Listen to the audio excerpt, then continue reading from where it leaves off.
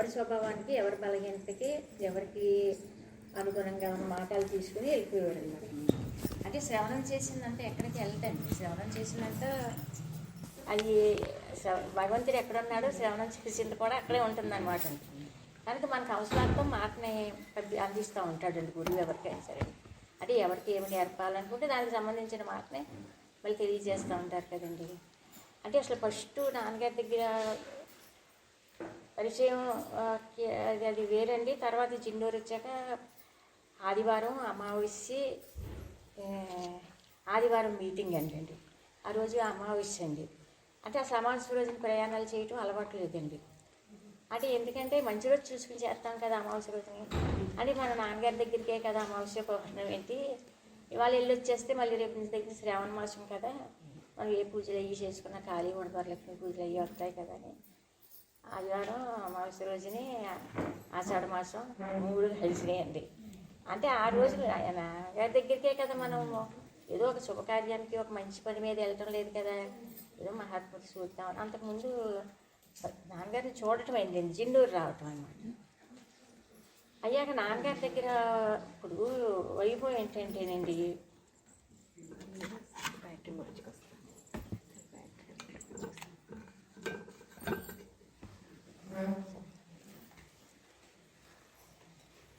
అంటే ఫస్ట్ నాన్నగారు సంబోధించడం ఇంతకుముందు ఎప్పుడు వినలేదండి మామూలుగా అనేది. ఫస్ట్ సంబోధించడం అంటే ఏదైనా ఒక మనం శ్రవణం చేయలేని మాట ఎవరి నోటిదాన్ని అన్న వస్తే అది తీసుకోవాలి కదండి. అది నాన్నగారు ఏమని సంబోధించారంటే ఫస్ట్ ఆ రోజుని అంటే ప్రియమైన ఆత్మబంధువులారా అన్నారండి. ఆ మాట అంతకుముందు వినలేదండి. అది ఉంది అంటే మాట డిఫరెంట్గా ఉంది. ఈయన అదే పిలుపులో వేడి వచ్చింది కదా, పిలుపులో తేడా వచ్చింది. అంటే నువ్వు నాకు ప్రియుడివే అన్నారు, ప్రియమైన పిలిచారు, ఏం బంధువు అన్నారంటే ఆత్మబంధువు అన్నారు. మరి మనం దేహానికి సంబంధించిన వాళ్ళం కాదు కదా, ఆయనకి దేహానికి సంబంధించిన బంధువులం కాదు, బంధువు కాదు మనం. ఆ దేహానికి సంబంధించిన బంధువు కాని వల్ల నాన్నగారు ఎవరో మనకు తెలియదు. నాన్నగారు ఎవరో మనకు తెలియపోయినా మన చూశారు కదా నాన్నగారు. మన చూశాక మన ఫస్ట్ పిలుపు ఏంటంటే నువ్వు నాకు బంధువే. నాకు ప్రతి మీటింగ్లోని కూడా ఆ మాట బాగా నాటుకుందండి. అందుకంటే బంధువే. ఎలా బంధువు అంటే నువ్వు దేహానికి, ఇంద్రియాలకి, మనసుకి సంబంధించిన వాడు కాదని సబ్జెక్ట్ అంతా బోధించుకున్నారు కదా. ఫస్ట్ ప్రారంభంలోనే సబ్జెక్ట్ రెండో పక్షం అండి. నాకు అలా అనిపించిందండి. సబ్జెక్ట్ తర్వాత విషయం చూద్దాం. ఆయన వైపు నుంచి ఎలా సంబోధిస్తున్నారంటే మనని ప్రియమైన ఆత్మబంధువు అంటున్నారు. అంటే ప్రియమైన ఆత్మబంధువు అనేసరికి మరి మనం ఆత్మబంధువే కదా. ఆత్మబంధువు అంటే ఏంటి, అలా పిలుస్తున్నారేంటి అది గురించి అంటే నువ్వు ఆత్మ ప్రియుడివే నాకు అంటే ఆత్మకి సంబంధించిన బంధువు నువ్వు. అందు గురించి ఆత్మకి సంబంధించిన బంధువు అంటున్నారు. ఇది డిఫరెంట్గా ఉంది పేరు. అందు గురించి మనం ఎందుకంటే అది నచ్చిందనమాట అండి. బంధువు అంటున్నారు, ఆత్మబంధువు అంటున్నారు. అంటే బంధువు అంటున్నారు, ఆత్మబంధువు అంటున్నారు, ప్రియురాలు ప్రియమైన ప్రియుడివే అంటున్నారు. ఈ మొదట పిలుపులోనే ప్రియమైన ఆత్మబంధువులారు లారా అన్నదాంతో ఒక అందం వచ్చింది. అందు గురించి ఏంటంటే దీనికి మనకి వివరణ ఏమీ మనకు అంత తెలియటం లేదు కదా. అంటే ఎందుకంటే ఎవరైతే చెప్పారో మనకి ఇప్పుడు బాలగారు అయ్యి మన పార్వతమ్మ గారు వీరందరూ వాళ్ళందరూ వాళ్ళ ఎవరో జీవితంలో ఎక్కడ ఏమి నేర్చుకున్నారో, ఎవరి కష్టసుఖాలు ఏంటో, ప్రారంభాలు అందరూ ఒక రకంగా ఉండవు కదండి. వాళ్ళు కోణంగా చెప్పుకురావడం చాలా అందంగా ఉంటుందండి మామూలుగానండి. అందులో మనం నేర్చుకోవాల్సిన కొన్ని జీవితానుభవం మనకి ఏంటి, ఎదటి వాళ్ళు చూసి నేర్చుకోవాల్సింది కూడా మనకు చాలా ఉంటుంది కదండి. ఆయన సంబోధించి వచ్చేసరికి ప్రియమైన ఆత్మబంధువులారా అన్నాడు అన్నమాట. అంటే ఎందుకంటే నాకు ఫస్ట్ నుంచి వచ్చింది ఏంటంటే ఆ మాట నచ్చిందండి. ఫస్ట్ ఆదివారం మీటింగ్ రోజుని చెన్నూరు అప్పుడు పోస్ట్ ఆఫీస్ దగ్గరండి. అప్పుడు ఇంక ఈ రమణక్షేత్రం ఇవి కూడా మనకి మామూలుగా లేవు కదండి. అది ప్రియమైన ఆత్మబంధువు అనే మాట ఇంతకుముందు వినలేదు. ఏంటి మాట ఇంత అందంగా ఉంది, ప్రియమైన ఆత్మబంధువు అంటున్నారు, బంధువు అంటున్నారు, దేహాన్ని ఆత్మబంధువు అంటున్నారు.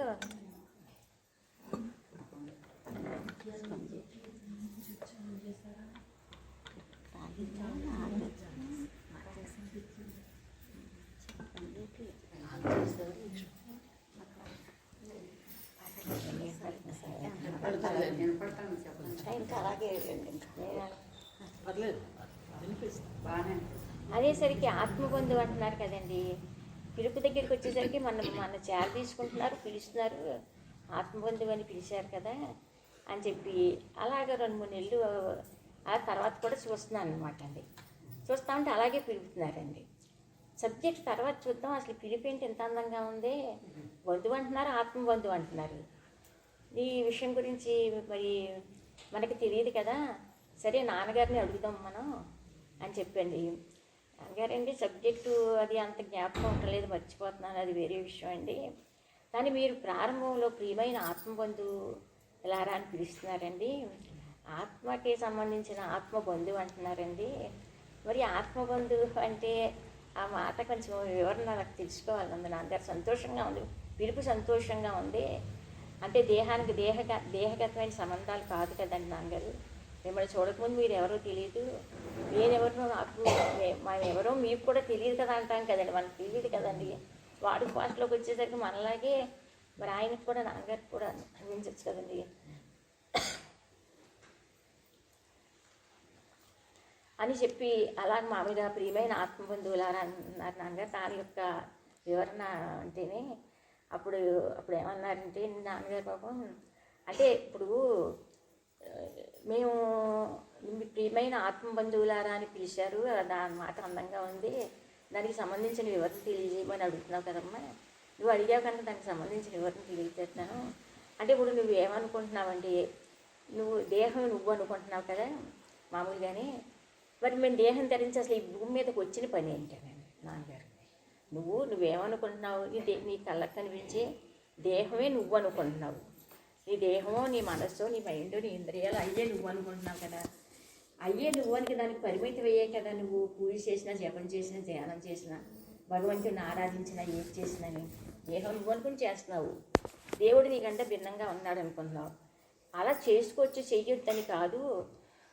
అందు గురించి మరి మేము దేహం ధరించుకున్నాం కదా. మేము దేహం ధరించి భూమి మీదకి ఎందుకు వచ్చామంటే నువ్వు దేహానికి, ఇంద్రియాలకి, మనసుకి, బుద్ధికి ఇందులో దేనికి సంబంధించిన వాడు కాదు. మరి దేనికి సంబంధించిన వాడు కాదు, దేనికి సంబంధించిన వాడు కాదు. మేము చైతన్యమే దేహం ధరించి వచ్చింది భూమి మీదకి. అదుగు భగవంతుడనేవాడు అసలు ఒకడు ఉన్నాడు అని చెప్పి భగవద్గీత చదవటం వలన, ఈ పుస్తకాలు, గ్రంథాలు, పూజలు, జపాలు, ధ్యానాలు, సాధనలు చేయటం వలన అసలు భగవంతుడు అనేవాడు ఒకడు ఉన్నాడని గుర్తింపు రాలేదన్నమాట. ఉన్నాడు దేవుడిని అంటున్నావులే, గుళ్ళోకి వెళ్ళినా దేవుడు ఉన్నాడు అంటున్నావు. ఆ ఉన్నాడు అనటం వేరు. మరి మేము ఎందుకు వచ్చినట్టు అసలు నిర్వచనం? నీ దేహం ధరించి భూమి మీదకి ఎందుకు వచ్చినట్టు అంటే నువ్వు దేహానికి ఇంకా సబ్జెక్టు మీటింగుల్లో శ్రవణం చేసి కొలికి నీకు తెలుస్తూ ఉంది. ఇప్పుడు 2 మీటింగులు వెళ్ళినాక పోనీ నువ్వు బాగానే సబ్జెక్ట్ అడగకుండా ప్రియమైన ఆత్మబంధువులారా అని మమ్మల్ని పిలుస్తున్నారు, దానికి కొంచెం వివరణ తెలియజేయమని అడిగాడు. అంటే నువ్వు దేహానికి, మనసుకి, ఇంద్రియాలకి సంబంధించినోడు కాదు. మరి ఎవరికి సంబంధించినోడు అనుడి అంటే ఉన్న వస్తువే. వీడు పుస్తకాలు, భగవద్గీతలు చదివి, భాగవతాలు చదివి నన్ను ఆరాధిస్తున్నాడు. కానీ భగవంతుడు అనేవాడు ఒకడు ఉన్నాడని అసలు వీడికి గుర్తింపు రాలేదు. ఆ గుర్తింపు నీకు తెలియజేయటానికే నేను దేహం ధరించానని చెప్పాను. గుండె మీద చేసుకుని అసలు నేను దేహం ధరించింది వచ్చింది భూమి మీదకి నువ్వు భగవంతుడు అనేవాడు ఒకడు ఉన్నాడని చెప్పి. అంటే భగవంతుడు అనేవాడు ఒకడు ఉన్నాడన్న గుర్తింపు తెలియజేయటం కోసమే రాలేదు మేము ఈ భూమి మీదకి. మామూలుగానే భగవంతుడు అనేవాడు ఒకడు ఉన్నాడు, ఆ ఉండటం అనేది ఏదో ఒకటి ఉంది, చైతన్యమో ఆత్మో భగవంతుడో. ఆ నువ్వు కూడా ఉండటానికి సంబంధించిన వాడివే, నువ్వు కూడా మా జాతి వాడివే, నువ్వు కూడా మాకు సంబంధించిన వాడివే అని తెలియజేయడానికి నేను దేహం ధరించి వచ్చాను. చైతన్యమే ఇక్కడ దేహం ధరించి తీసుకుంది. 100% చైతన్యం దేహం తీసుకుని వచ్చింది భూమి మీదకి. అందుకు నువ్వు ప్రియమైన ఆత్మబంధువు అంటాను కదా. ప్రియమైన ఆత్మబంధువు అంటే అందుకు చైతన్యంగా ఆత్మగా నువ్వు కూడా ఉండటానికి సంబంధించినవాడు. ఆ రకమైన బంధుత్వాన్ని ఏర్పరచుకుని, చనువు ఏర్పరచుకుని, పరిచయం ఏర్పరచుకుని, మీ కుటుంబ సభ్యులు అనేక మంది ఉన్నారు కదా, మీకు దేహానికి సంబంధించిన బంధువులు ఉన్నారు కదా. ఆ దేహానికి సంబంధించిన బంధువుల్లో నేను ప్రియమైన ఆత్మబంధువుని ఎందుకన్నానంటే నన్ను మీ ఇంట్లో పెద్ద బంధువుగా తీసుకోండి. నువ్వు గురువుగా తీసుకోవద్దు, దేవుడిగా తీసుకోవద్దు, ఒక బంధువుగా తీసుకో అనమాట అండి. ఈ దేహానికి సంబంధించిన వాళ్ళందరూ బంధుత్వాలు నీకు తెలుసు కదా, మరి వాళ్ళందరినీ బంధువుగా తీసుకున్నావు కదా, వాళ్ళందరినీ బంధువుగా తీసుకున్నప్పుడు నన్ను కూడా బంధువుగా తీసుకో. అందు గురించి బంధువుగా తీసుకుని నీ పెద్ద బంధువు నేనే, మీ ఇంటికి పెద్ద బంధువు నేనే. నువ్వు ఎవరికి సంబంధించిన వాడు అంటే ఉండటానికి సంబంధించిన వాడువు. అందుకు నువ్వు నాకు సంబంధించిన వాడివి. ఉన్నదే నేను, నాలో ఏదైతే ఉందో నీలో అదే ఉందన్నమాట. నువ్వు దేవుడు అంటే నీకు దేవుడిని భిన్నంగా చూపిందామని కాదు, మేము దేహం భరించి భూమి మీదకి వచ్చింది ఆ ఉండటానికి సంబంధించిన వాడు. అందుకు నేను ఏమని సంబోధించానంటే ప్రియమైన ఆత్మబంధువు అని సంబోధిస్తున్నాను. ఆత్మబంధువు అంటే ఆత్మతోటి ఆత్మబంధువుగా నీ దేహంతో, నీ మనసుతోటి, నీ ఇంద్రియాలతో నువ్వు తాదాత్మ్యం చెంది అయ్యే నువ్వు అనుకుంటున్నావు కదా, అది నువ్వు కాదు. అది నీ దేహానికి సంబంధించిన కుటుంబ సభ్యులకు సంబంధించింది. తల్లిదండ్రులంటే దేహాన్ని ఇచ్చారు. అలాగే మాతోటి బంధుత్వాన్ని చైతన్యము ఉండటము, ఆత్మ భగవంతుడు ఏదో ఒకటి ఉంది కదా, అది ప్రియమైన ఆత్మబంధువు అనేసరికి మాతోటి బంధుత్వాన్ని ఏర్పరచుకోవటం కోసం నేను అలా పిలుస్తున్నాను. పలకరింపది ఆత్మబంధువు అని. నువ్వు దేహానికి సంబంధించిన వాడు కాదు, నువ్వు 100% నాకు సంబంధించిన వాడివే. నేను సంబోధించడంలో కూడా అర్థం ఏంటంటే బంధువు అనమాట అండి. అందుకు బంధువు అంటే నీ బంధువులు నిన్ను ఎలా చేరదీసుకుంటున్నారు. తల్లిదండ్రులు కొన్నాళ్ళు చూశారు, తర్వాత భర్తని, పిల్లలని, వీళ్ళందరూనే ఆ బంధువులందరూ నువ్వు ఆ ఇంటికి సంబంధించినోడు అని వాళ్ళు అనుకుంటున్నారు. ఈ చైతన్యం ఆత్మ ఏంటంటే మేము దేహం ధరించి భూమి మీదకి ఎందుకు వచ్చామంటే నువ్వు వాళ్ళందరికీ సంబంధించిన వాడు కాదు, నువ్వు మాకు సంబంధించిన వాడు, మా జాతి వాడు నువ్వు. అందు గురించి మాకు సంబంధించిన వాడు అని నీకు తెలియజేసి ఇప్పుడు ఎందుకంటే మాతోటి బంధుత్వాన్ని ఏర్పరచుకుంటాం. నీకు దేహం ధరించి భూమి మీదకి వచ్చింది అది అని చెప్పారండి. కదండి, నువ్వు ఇంకా చాలా సబ్జెక్ట్ శ్రవణం చేస్తావు. ఇప్పుడు ఏమంటే 2-3 మీటింగ్లు శ్రవణం చేసావు అనమాట అండి. 2-3 శ్రవణం చేసావంటే రాబోయే సబ్జెక్ట్ అంతా మాతోటి బంధుత్వం ఏర్పరచుకోవడానికి. అందుకు నన్ను స్నేహితుడిగా, నువ్వు నన్ను ఒక గురువుగా మట్టికి చూడొద్దు. మీ దయ, మీ ప్రేమ, మీ అనుగ్రహం కూడా అనొద్దు. ఇప్పుడు మీ పిల్లలు ఉన్నారు, ఆ పిల్లలకి ఏయో చూడటం నీ ధర్మం. మామూలుగా వాళ్ళకి పెళ్ళిళ్ళు చేసినా, చదివించినా, ఉద్యోగాలు వచ్చినా చూడటం నీ ధర్మం. నీ పిల్లలు అమ్మ నీ దయ వల్ల మాకు పెళ్లి చేయిపోయింది, నీ దయ వల్ల మాకు ఉద్యోగాలు వచ్చిందని మీ పిల్లలు అంటున్నారా? అంటం లేదు కదా. వాళ్ళని చూసుకోవటం నీ ధర్మం. అలా మాతోటి పరిచయం ఏర్పరచుకోవటం అనేది మా దయ. అది మా పని, మాకు సంబంధించిన విషయం. పరిచయం మేము ఏర్పరచుకోవాలి. మేమెవరో నీకు తెలియదు కదా. మేము ఇప్పుడు చైతన్యం నాన్నగారి రూపంలో దేహం ధరించి ఈ భూమి మీదకి వచ్చిందని మనకి ఎలా తెలుసండి? మరి మనకు తెలియదు కదండి. అందుకు మనకు తెలియదు కనుక అది అందు గురించి అండి. ఇప్పుడు జిన్నూరు అంటే ఒక కాశీతో సమానం అండి, జిన్నూరు అంటే బృందావనంతో సమానం అండి. అంటే ఎందుకంటే ఈ జిన్నూరులో ఆయన దేహం ధరించి తిరిగాడి, అన్ని చోట్ల తిరిగాడింది, అది వేరండి మాట. ఇక్కడే చిన్నపిల్లోడు కాంచి పుట్టి పెరిగి ఈ వాతావరణంలో తిరిగి చేసిన మామూలుగానండి చేసిన వాళ్ళకి ఇంకా భూమి ఎంత పవిత్రమైందండి. మరి మామూలుగా సామాన్యం కాదు కదండి. అందు గురించి ఏంటంటే అందుకే ఇప్పుడు 30 సంవత్సరాల కొన్నాళ్ళు సబ్జెక్టు శ్రవణం చేయగా ఫస్ట్ ఆయన నాన్నగారు ఏ మాట అయితే వాడారో ఆ మాట మన జీవితంలో మార్పుగా తీసుకురావడానికి మామూలుగానండి వచ్చండి. అంటే ఇప్పుడు నాన్నగారి శరీరం విడిచిపెట్టాక మామూలుగానండి ఫస్ట్ అది మాట్లాడిన మాట అనేది. అందుకు ప్రియమైన ఆత్మ బంధువులారా అంటున్నాను. నువ్వు ప్రియుడివి అంటున్నాను కదా, ఎలా ఆత్మ బంధువు అంటున్నాను కదా. ఆత్మబంధువు సంబోధించారు కదండి. అంతకంటే వైభవం ఉందండి.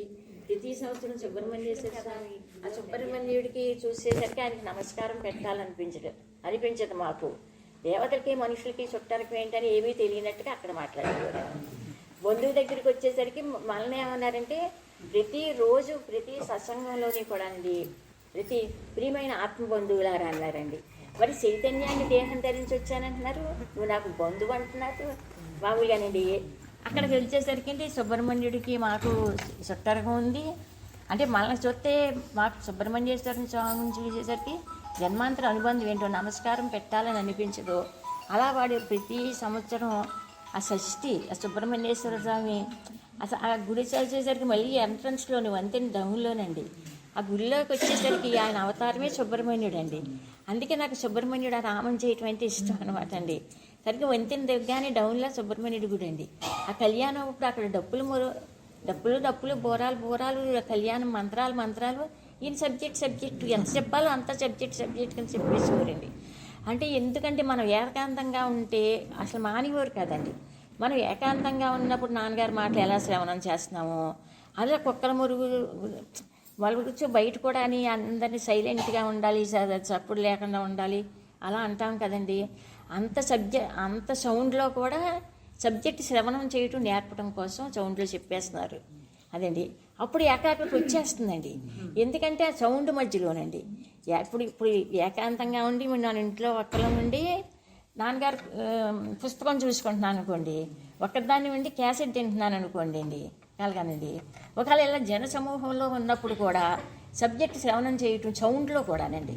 బయట అందరూ గొడవలు చేస్తున్నారనుకోండి, అలా చేస్తున్నారనుకోండి అండి, ఓళ్ళు మోగుతాయండి, మాట్లాడుకునే వాళ్ళు మాట్లాడుకుంటారండి. దానికి మన సబ్జెక్ట్ శ్రవణానికి చేసుకోవడానికి సంబంధం ఏముంటుందండి నాన్నగారి ప్రజెంట్లోనండి.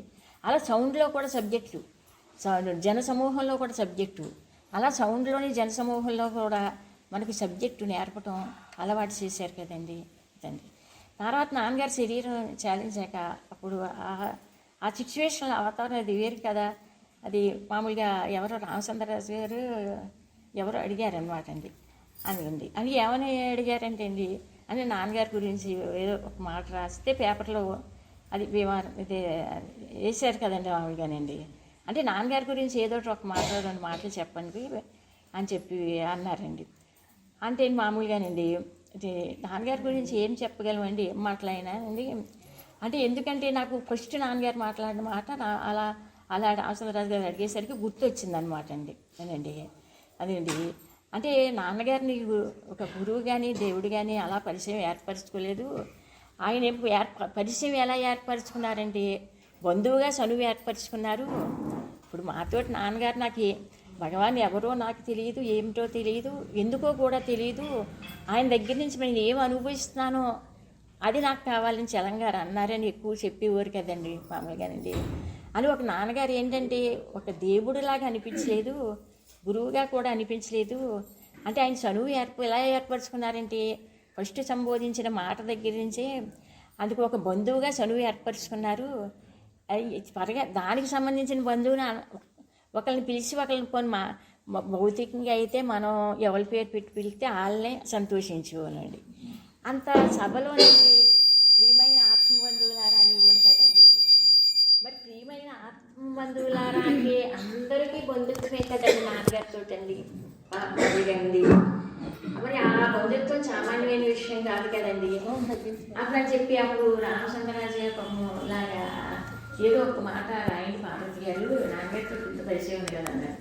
అంటే నాన్నగారితో పరిచయం గురించి రాయాలి 2 మాటలు అంటే సబ్జెక్టు కలగదు. అది గురించి ఆయన ఒక గురువు కానీ దేవుడిగా కానీ అలా చేరదీసుకోలేదు. అంటే నాన్నగారు ఆయన హృదయంలో ఆయన ఎలా చేరదీసుకున్నారో అలాగే 2 మాటలు అంటే ఒక బంధువుగా నాన్నగారు ఏంటంటే కొన్ని బంధువుల్లో నన్ను ఒక పెద్ద బంధువుగా తీసుకోమన్నారు. బంధువుగా పరిచయం ఏర్పరిచారు. మనతోటి పరిచయం నాన్నగారికి ఎలా ఏర్పడిందండి. ఇప్పుడు నాన్నగారితో నాకు పరిచయం ఎలా ఏర్పడింది అది కదండి మనకు కావాల్సింది. అవి నాకు పాపం 2 పేపర్ మీద 2 మాటలు రాసి ఇవ్వండి అన్నారండి. అందుకే ఒక బంధువుగా పరిచయం ఏర్పరచుకున్నారు నాన్నగారు. కానీ బంధువుగా మా కుటుంబ బంధువుల్లో నేను ఒక బంధువుని మనని ఎలా ఏర్పరచుకున్నారంటే భక్తుడని జ్ఞానాన్ని అలా ఇద్దరి మధ్యన అలా పెట్టలేదు. బంధువుగా పరిచయం ఏర్పరచుకున్నారు. బంధువుగా పరిచయం ఏర్పరచుకుని ఆయనతో పరిచయం వలన ఆయనతో సహవాసం వలన ఏర్పరచుకోవటమేమో బంధువుగా పరిచయం ఏర్పరచుకున్నారు. కానీ ఆయన చేసిన పని ఏంటంటే హృదయంలో ఉన్న అంతర్యామితోటి అనుబంధం ఏర్పరిచారు వారు నాన్నగారు.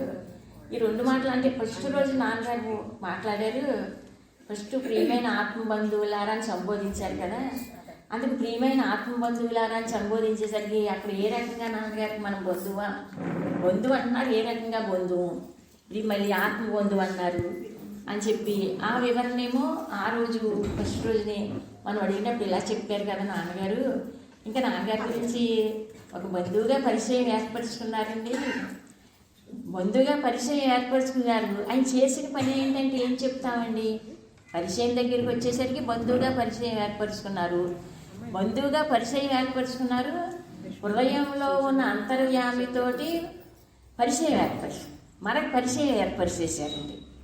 అది నాన్నగారి యొక్క ఆ ప్రియమైన ఆత్మబంధువులాగా అనే పిలిచే ఆ పిలుపులో ఉన్న ఔన్నత్యం, ఆ పిలుపులో ఉన్న ఆనందం అనండి.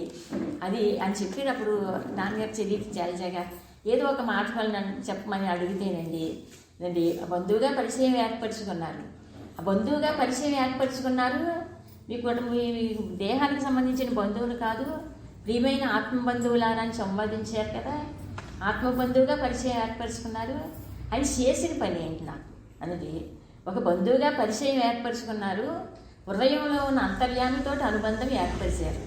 అనుబంధం అంతేందుకని ఖాళీగా పరిచయాలు ఆయన బంధువుగా పిలిచారు, అంతర్యామితోటి అనుబంధం ఏర్పరిచారు మామూలుగానండి. ఆ రకంగా పరిచయం ఏర్పరచుకోవడానికి కూడా ప్రియమైన ఆత్మబంధువులారా సంబోధించేవారు. ఈ ప్రియమైన ఆత్మబంధువులారా అని పేరు ఎంత అందంగా ఉంది. మన బంధువు అంటున్నారు కదా, అది బంధువుగా అందరికీ ఎందుకండి, ఒక గురువు కానీ దేవుడు కానీ కనిపిస్తే మనం దూరం అవుతామని నాన్నగారు బంధువు కానీ గురువు కానీ కనిపించక, ఈ దేవుడు కానీ కనిపించకుండా బంధువుగా తీసుకున్నారు. బంధువుగా తీసేసరికి మన కుటుంబ సభ్యులు ఇంట్లో వాళ్ళతోటి బంధువుగత్వం ఎలా అయితే మనకు ఉంటుందో, బంధువులుగా పరిచయం ఉంటుందో, అలాగే బంధువుగా ఉంటే పరిచయం ఎక్కువ ఏర్పరచుకున్నారు అనమాట. అసలు దర్శనమే భాగ్యం అండి మామూలుగానండి. ఇప్పుడు నాన్నగారి దర్శనం అంటే ఇంకా భాగ్యం ఆవరించేసినట్టే అనమాట అండి. ఇప్పుడు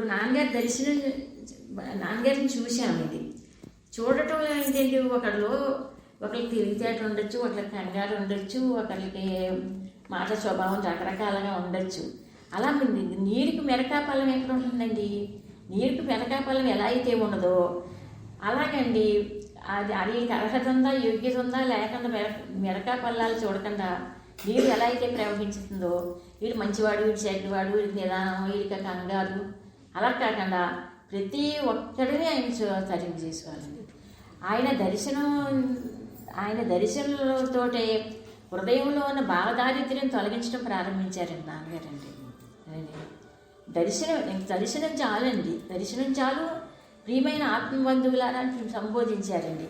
అంటే ఎందుకంటే నాన్నగారి దర్శనం భాగ్యంతో అండి అసలు భావంలో అంత దారిద్ర్యం ఉందని సంగతి, అది ఎందుకంటే భావంలో అంత దారిద్ర్యం ఉందని సంగతి మనకు తెలియడానికి కూడా మనకి కొన్ని వేల జన్మలు పట్టుండాలి.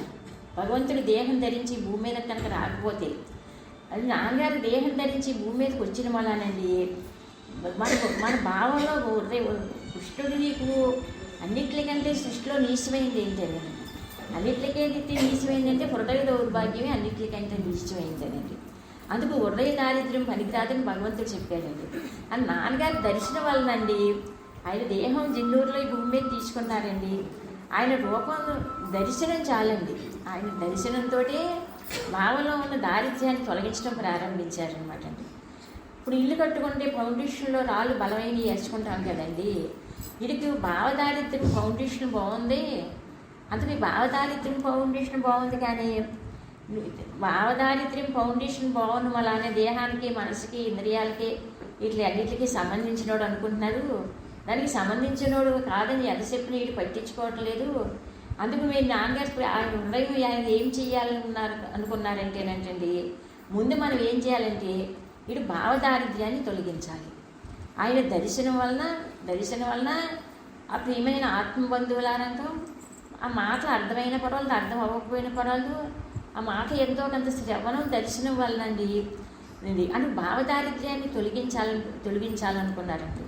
భావదారిద్ర్యం తొలగించేసి ఆ భావదారిద్ర్యం తొలగించేసండి భావ సంపద పెంచాలండి. దైవీ లక్షణాలని మన భావంలో ఆ దైవ సంపద పెంచాలి అనమాట. ఈ భావదారిద్ర్యం ఎప్పుడైతే నాన్నగారు మనకు తొలగించి దర్శనంతో భావదారిద్ర్యం ప్రతి ఒక్కడికే తొలగించబడుతుంది. వీడు ఫౌండేషన్ వేయాలి, వీడు అభివృద్ధిలోకి రావాలి.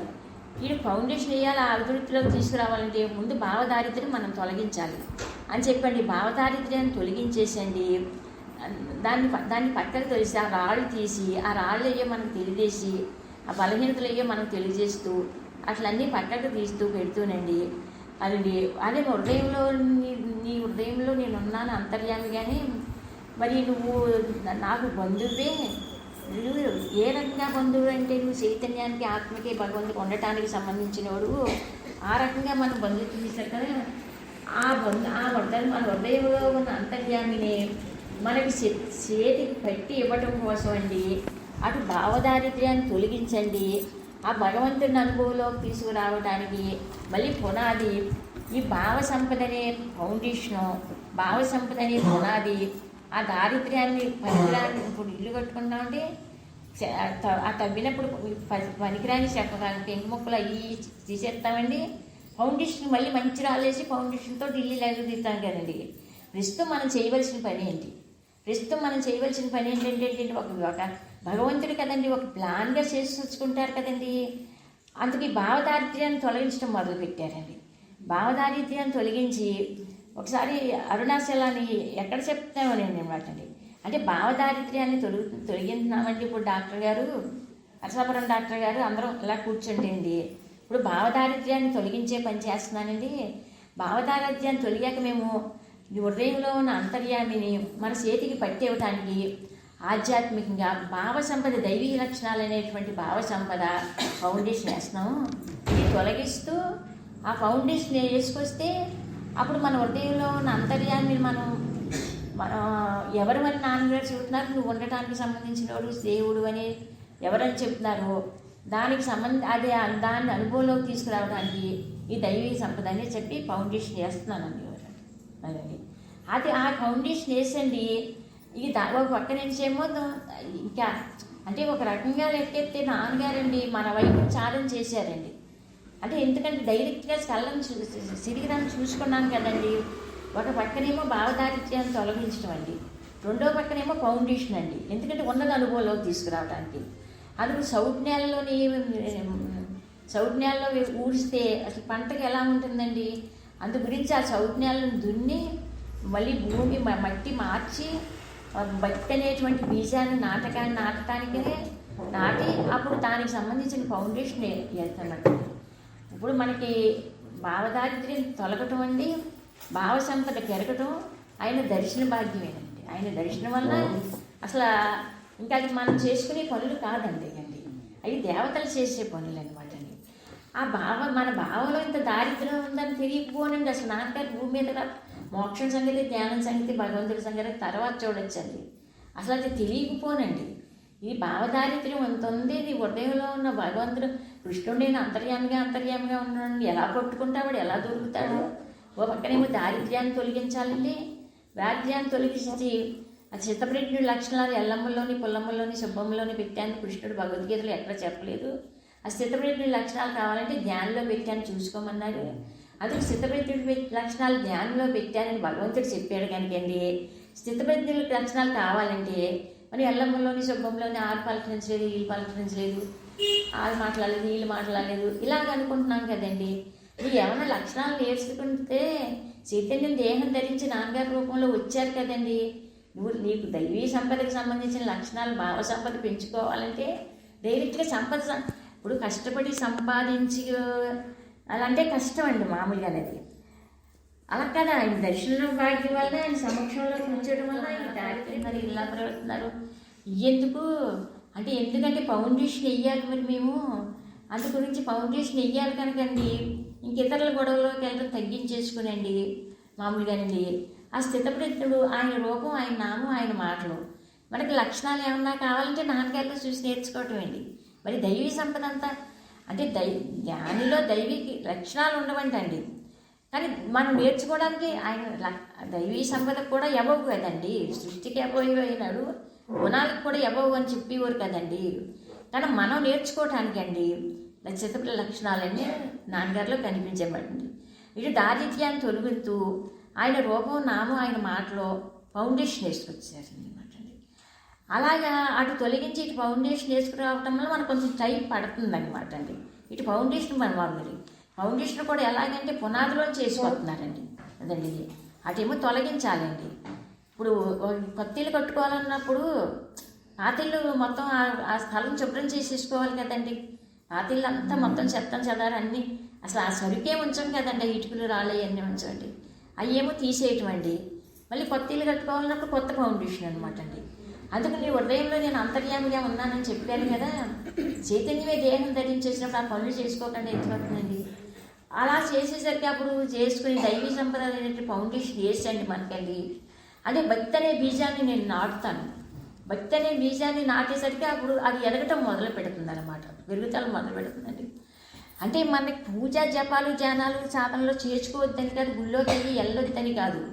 అంటే ఏ దేవతనైతే నువ్వు ఆరాధిస్తున్నావో, ఏ దేవుడిని అయితే ఆరాధిస్తున్నావో ఆ దేవతే ఆ దేవుడే నీ గుర్తింపు తీసుకురావడానికి దేహం ధరించింది. ఆ దేహం ధరించి భూమి మీదకి వచ్చినప్పుడు మనం నేర్చుకోవాలన్నమాట అండి. అంటే మన పిల్లలు దూరాన్ని ఉన్నారనుకోండి, దగ్గరికి వచ్చారనుకోండి అండి, అప్పుడు ఏం చేస్తామంటే ఫోటోలు పక్కన పెడతామండి, వాళ్ళతో చూసి కలిసి తిరిగి నేర్చుకోవాల్సి మాట్లాడుకుంటాం కదండి.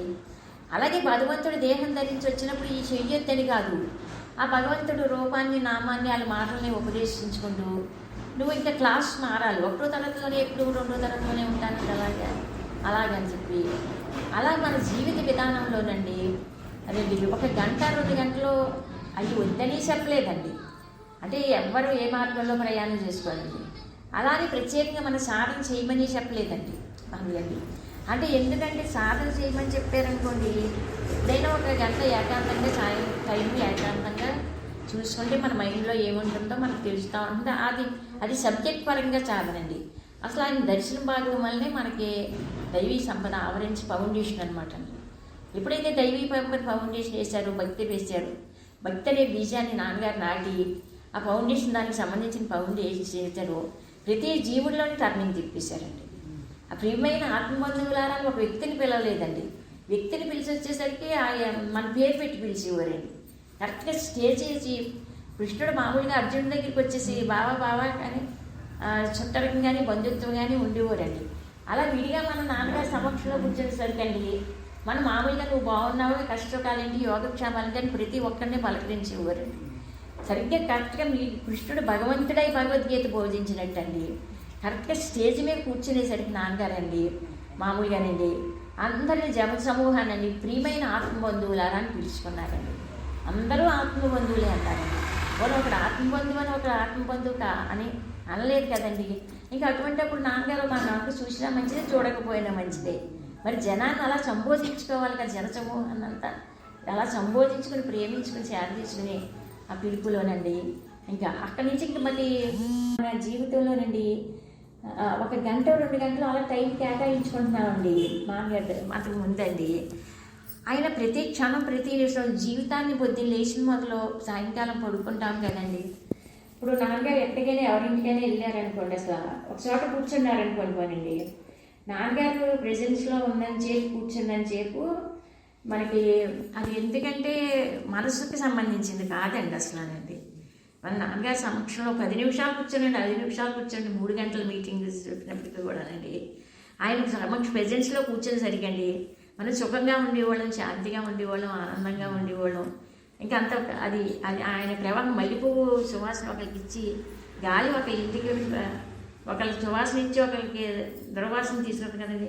ఏదంటే అది మంచి అయినా చెడ్డైనా గాలి తీసుకొస్తుంది కదండి. అలా సువాసన మనకి ఎలా అయితే వచ్చిందోనండి అలా నాన్నగారి ప్రెజెన్స్లో మామూలుగానండి ఆయన దైవ ప్రేమ అనుగ్రహం అందరినీ. కాకపోతే మనం చూసుకోవాల్సింది ఏంటంటే నాన్నగారి ప్రెజెన్స్లో 1 గంట 2 గంటలు 10 నిమిషాలు కూర్చునేవాళ్ళం కదా. కూర్చున్నాక సార్ నాన్నగారు ఏమన్నారేంటంటే అక్కడే కూర్చున్నప్పుడు తర్వాత మళ్ళీ కూర్చుంటే వెళ్తాను కండి. ఇప్పుడు మన మనసు ఉందనుకోండి, మన మనసుతోటి ఏదో జపమో ధ్యానమో సాధనో లేదా ఏదో సబ్జెక్టు ఏదో చేసుకుంటున్నాం అనుకోండి. నాన్నగారి ప్రెజెన్స్లో కూర్చున్నాం అనుకోండి, నాన్నగారి ప్రెజెన్స్లో కూర్చున్నప్పుడు మనం ఏమీ మనసుతోటి సంబంధం లేని దాన్ని అనిపిస్తున్నాం చెప్పండి. నాన్నగారి సమక్షంలో కూర్చున్నప్పుడు మనకు మనస్సు ఉందండి ఉండటానికండి, మనస్సు ఉంది, నశించలేదు. అక్కడ ఆయన నాన్నగారికి మనసు లేదు కదండి, అక్కడ వ్యక్తిభావన దేహభావన ఆయనకి లేదు కదా, మనకు అది చాలండి. అలాంటి గురువు దొరికారండి. ఆయన దగ్గర మనస్సు నశించిన స్థితిలో ఉన్న ఆయన దగ్గర నుంచి మనం అనుభవించాం కదండి. అనిపించామండి. తర్వాత మన ఇంటికి వెళ్ళాక మన మనసుతో చేసుకుంటే వేరండి. మనసుతో సంబంధం లేకుండా అనుభవించిన చదువు అండి నాన్నగారి సన్నిధిలోనండి. ఒకసారి ఏమన్నారంటేనండి, ఇప్పుడు మా ప్రజెన్స్లో అనుభవించే సుఖం కానీ శాంతి కానీ మనసుతో సంబంధం లేదండి. అలా మనసుతో సంబంధం లేని అనుభవిస్తున్నాం కదండి, అది అది మనసు తీసుకొచ్చింది కాదండి. మనసు ఏం చేస్తుందంటే ఒక కాలంలో తీసుకొస్తుందండి, ఇంకొక కాలంలో కొట్టుకెళ్ళిపోతుందండి ప్రవాహం మామూలుగానండి. జరుగుతుంది. నాన్నగారి సమక్షంలో మనం ఏదైతే అనిపించామో, గంట అనిపించినా 2 గంటలు అనిపించినా 10 గంటలు అనిపించినానండి, అది కాల ప్రవాహంలో కొట్టుకెళ్ళని చెప్పారండి. ఆయన ప్రెజెన్స్ కాలం తీసుకురాలేదండి, కాలానికి అబవ్ అండి. మరి కాలానికి అబవ్ అని చెప్పేవారు కదండి, సృష్టికి అబవ్, కాలానికి అబవ్, అన్నింటికి అబవే కదండి. అది అనుభవించాం కదండి. సూక్ష్మలో మోక్షం అన్నట్టు ఈ కలియుగంలో జరిగేది ఏంటంటేనండి, నాన్నగారి సమక్షంలో మనం ఏదైతే అనుభవించామో అది తెలుసు కదండి. అది మనం ఇంటికి వచ్చాకనండి అది మళ్ళీ జాగ్రత్తగానండి. ఇప్పుడు మరి ప్రియమైన ఆత్మబంధువు అని పిలిచారు కదండి, ప్రియమైన ఆత్మబంధువు అని పిలిచిన ఆయనండి మన ఇంటికి వెళ్ళిపోతాం, శ్రవణం అయిపోయింది అనుకోండి మళ్ళీనండి. అందు గురించి మన మనసు నాన్నగారి ప్రెజెన్స్లో మనం ఏదైతే అనుభవించామో మన ఆత్మబంధువు అని పిలిచారు కదా. ఆయన దగ్గర నుంచి వచ్చిందంతా ఆత్మకు సంబంధించింది అనుభవిస్తున్నంత, ఆయన దగ్గర నుంచి వచ్చింది చెప్పలేదంతా మనసు కాదు. మనలో మనం అంటే ఇప్పుడు నా మనసు దగ్గర నుంచి సప్లై వస్తుందండి, మీ మనసు దగ్గర నుంచి నాకు సప్లై అవుతుందండి. ఇలాంటి శాంతి అండి నాన్నగారి దగ్గర అనుభవించిన శాంతి అండి. మనసు లేని స్థితి కదండి, అక్కడి నుంచి మనం ఒక అనుభవించాం కదండి. అనుభవించాక కదా నాన్నగారు ఎంత బాగా మన పట్టు ఉడుము పట్టులాగండి. ఇప్పుడు మనకి ఉడుమును పట్టుకుంటే దాని తోట పట్టుకుంటే పైకి మేడగిన ఎత్తుకోవచ్చు, తాడైనా జారచ్చేమో కానీ ఉడుము పట్టు అంటారు కదండి. అలా ఆయన ప్రెజెన్స్లో ఉడుము పట్టు పట్టించారండి, ఎక్కడికక్కడ ఉడుము పట్టు పట్టించేసి ఇవ్వరండి.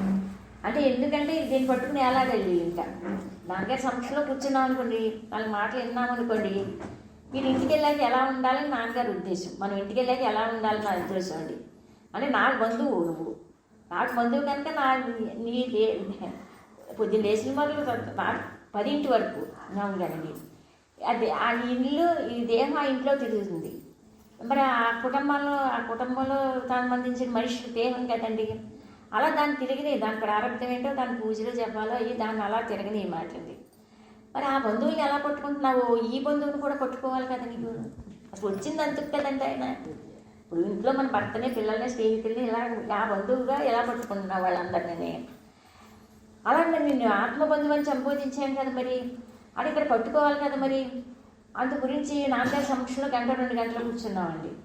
కూర్చుంటే ఆయన సమక్షంలో ఏదో అనుభవించామండి. ఏం అనుభవించామండి, రాత్రి సుషిప్తావస్థలో అనుభవించిన దానికన్నా రాత్రి సుషిప్తావస్థ వరకు దేహం లేదు, మనసు లేదు, ఇంద్రియాలు లేవు, మనం ఎబవ్గా ఉన్నామండి. అన్నిటితోటి సపరేట్ అయిపోయినప్పుడు ఉన్నామా లేదా నిద్రాస్థితిని కూడా గుర్తు చేసుకోమన్నారండి. అన్నిటితోటి సపరేట్ అయిపోయినప్పుడు ఉన్నామా లేదా అంటే భక్తి ఉన్నా భక్తి లేకపోయినా అన్నిటితోటి సపరేట్ అయినప్పుడు బాగా ఉన్నాము. ఎలా ఉన్నామంటే సుఖంగా ఉన్నాము. అక్కడ ఏమో దేని మీద కొన్ని డిపెండ్ అయ్యావా లేదా చూసుకోమని వారు. సబ్జెక్టు చెప్పి గాలికి ఇచ్చిపెట్టేయలేదండి. నేను చెప్పిన మాటను తీసుకుని ప్రాక్టికల్స్గా థియరీకి సరిపడి పరిమితం చేయకుండా ప్రాక్టికల్స్గా ఇంటికి వెళ్ళి చూసుకో. మామూలుగానే ఇంటికి వెళ్ళి చూసిపోయాకండి, అక్కడ చెప్పిన మాట ఇక్కడ రైజర్కి అందుతుందండి. అన్నిటితో సపరేట్ అయినప్పుడు ఉన్నామా లేదంటే ఉన్నామండి. ఉన్నాం కానీ ఆ ఉండటానికి సంబంధించిన సుఖం ఏదో అప్పుడు తెలియదండి మనకండి. మెరుగు వచ్చాక దేవుడు జ్ఞాపకం చేసుకోవడం ఎటువంటిదో ఎంత మంచిదో సుషిప్తావస్థితిని కూడా జ్ఞాపకం చేసుకోమని చెప్పేవారు అనమాట అండి. మరి నువ్వు అంటే దేహానికి సంబంధించిన బంధువు, ప్రియమైన బంధువు, నువ్వు ఆత్మకు సంబంధించిన బంధువు. ఇప్పుడు మాతోడు బంధుత్వాన్ని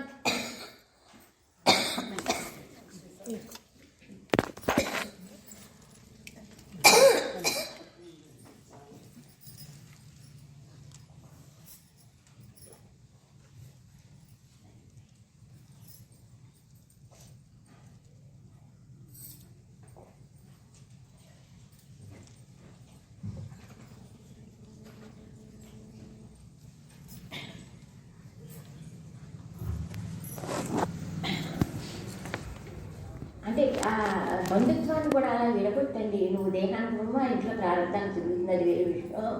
ఇప్పుడు బంధుత్వం ఆత్మబంధువు కదా నువ్వు, మరి మాతో బంధుత్వాన్ని ఏర్పరచుకున్నామని చెప్పి అందు గురించి బంధువుగా పిలుచుకున్నారండి మా నాన్నగారు. నేను ఆత్మబంధువు అన్నారండి. మరి మనిషిగా చూడలేదు కదా నాన్నగారు కూడా అసలు మనకి. సుబ్రహ్మణ్యుడిని నేను మనిషిగా చూడటం లేదు, బంధువుగా చూసుకున్నారు కదండి. సుబ్రహ్మణ్యుడిని ఆయన బంధువే, వాళ్ళని దండం పెట్టాలని కూడా అనిపించదు, దూరం అవుతాం, నమస్కారం పెట్టి దండం పెట్టాలనిపించదు. ఇప్పుడు భగవాన్ అన్నారు, మీరందరూ ఊరు వెళ్ళినప్పుడు ప్రయాణం అయ్యాక దేవుడికి దండం పెట్టుకుని వెళ్తారు కదా అని. నేను ఎక్కడికి వెళ్ళినా అరుగు మీదకి వచ్చేసరికి మామూలుగా రెడీ అయ్యి ప్రయాణం వస్తాను. రాజేంద్రరాజు గారు వస్తారు కదా పంచమీ చేసాయి వెళ్ళటం కోసం. అరుగు మీదకి వచ్చి అలా భగవాన్ని చూసుకొని వాళ్ళని 2 చేతులు చేసి దండం పెడితే మళ్ళీ మనకు నమస్కారాలు ఏంటి అన్నట్టు అనిపించింది. ఈనాడు నేను భగవాన్కి నమస్కారం కూడా ప్రయాణాలకు భగవాన్ నమస్కారం ఏంటి నిద్ర అదే నమస్కారం కూడా పెట్టాలని అనిపించలేదు. అంటే ఎందుకంటే అండి మన చేత నమస్కారాలు పెట్టించుకోవడానికి ఆయన మనకు నమస్కారం పెట్టడం అంటే బంధుత్వం ఎంత అదృష్టం అండి. బంధువుగా పరిచయం ఏర్పరచుకోవడం మొదలు పెట్టేశారండి మాటని ఇక్కడ వీళ్ళు. అందు గురించి ఏంటంటే నువ్వు ఇంటికి వెళ్ళాక నువ్వేమో అసలు కష్టపడక్కర్లేదు, ఇప్పుడైనా సరేనండి నాన్నగారి ప్రెజెన్స్లో మనం ఏదైతే అనుభవించామో అది కాల ప్రవాహంలో కొట్టుకెళ్దని చెప్పారండి. మరి అది అంత కొట్టుకెళ్తా కదా, అందుకు నా సమక్షంలో ఏదైతే ఈ సహవాసం, ఈ సమక్షం, ఈ మాటలు, ఈ ప్రెజెన్స్ నీకు ఎందుకు అసలు ఎలా ఉపయోగపడాలని ఆయన హృదయం మనకి అనేది.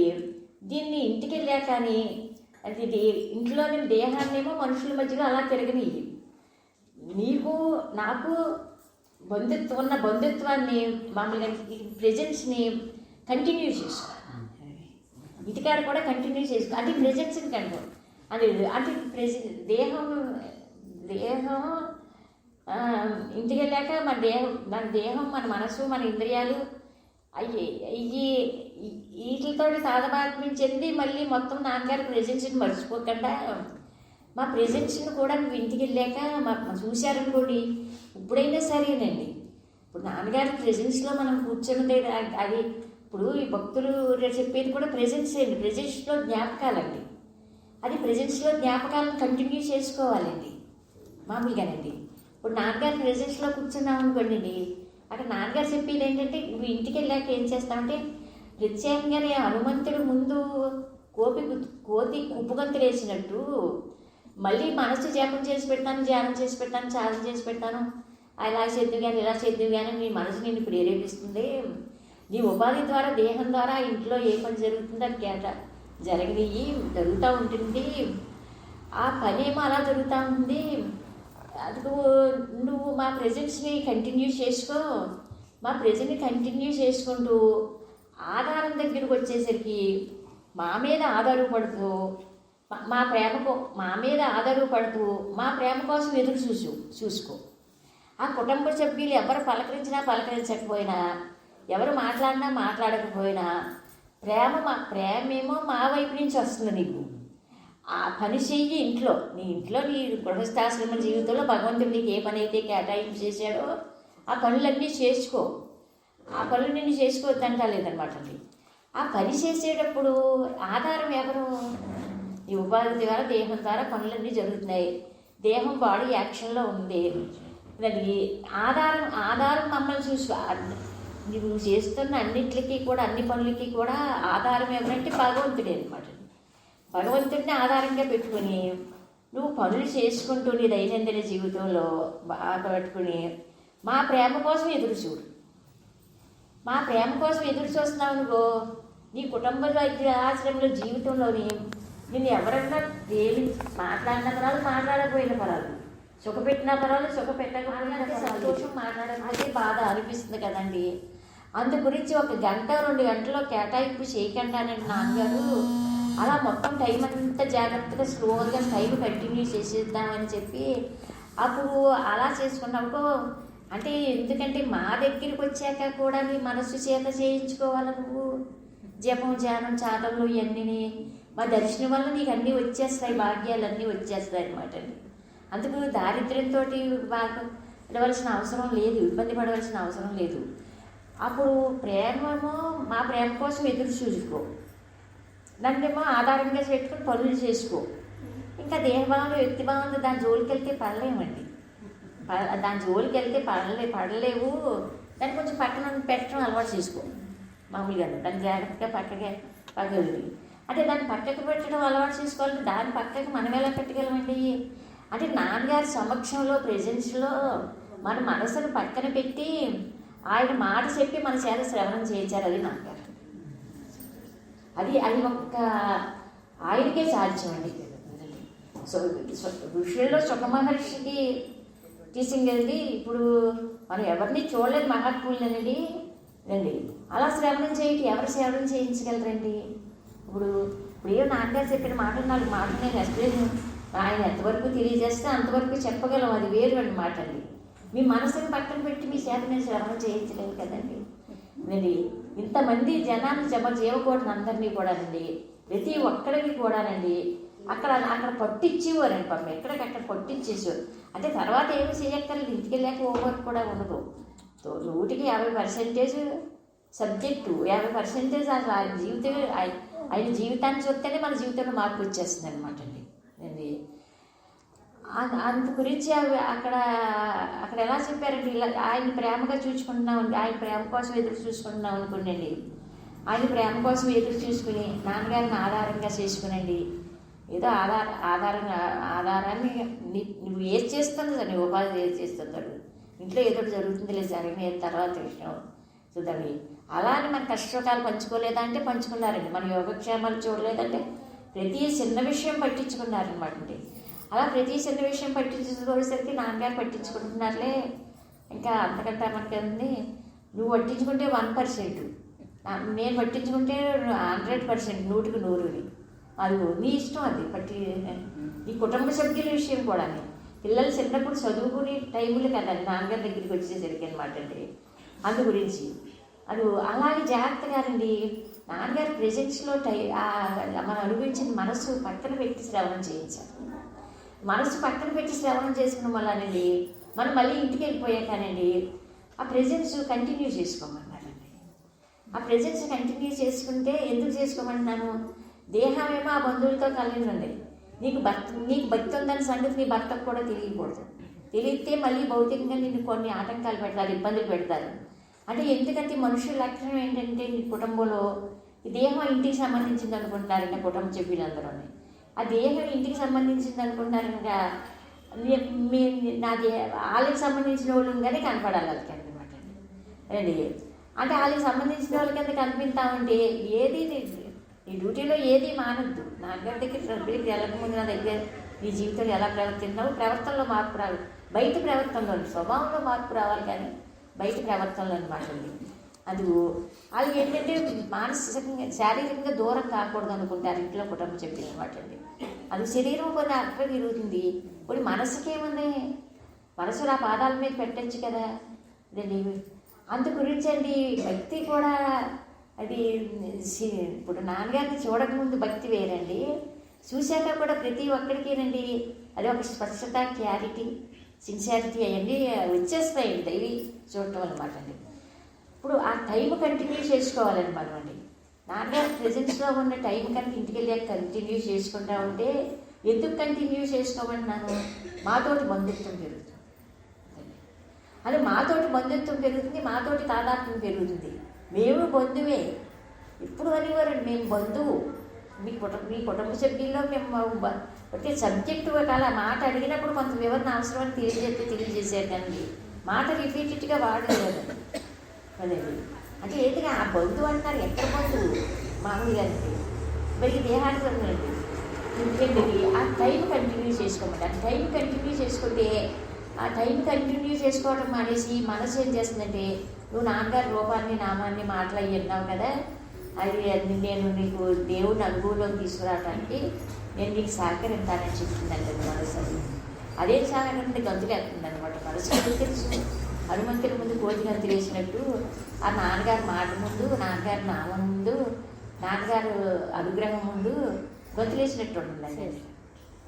ఆయన నా దయ ఉండగా, నా ప్రేమ ఉండగా, నా అనుగ్రహం ఉండగా అలా టైం కంటిన్యూ చేసుకుంటున్నాను అనుకోండి. మన ఇంటికాడ ఉండగా ఇంటికి వెళ్ళాకని అలా జాగ్రత్తగా స్లోగా టైం కంటిన్యూ చేసుకుంటూ ఉంటే వీడేమో 1 గంట ధ్యానం చేసుకోమంటే గడియారం చూస్తాడు, ఎప్పుడైపోతుందని చూస్తాడు. అది కాలాన్ని కేటాయింపు చేయలేదండి.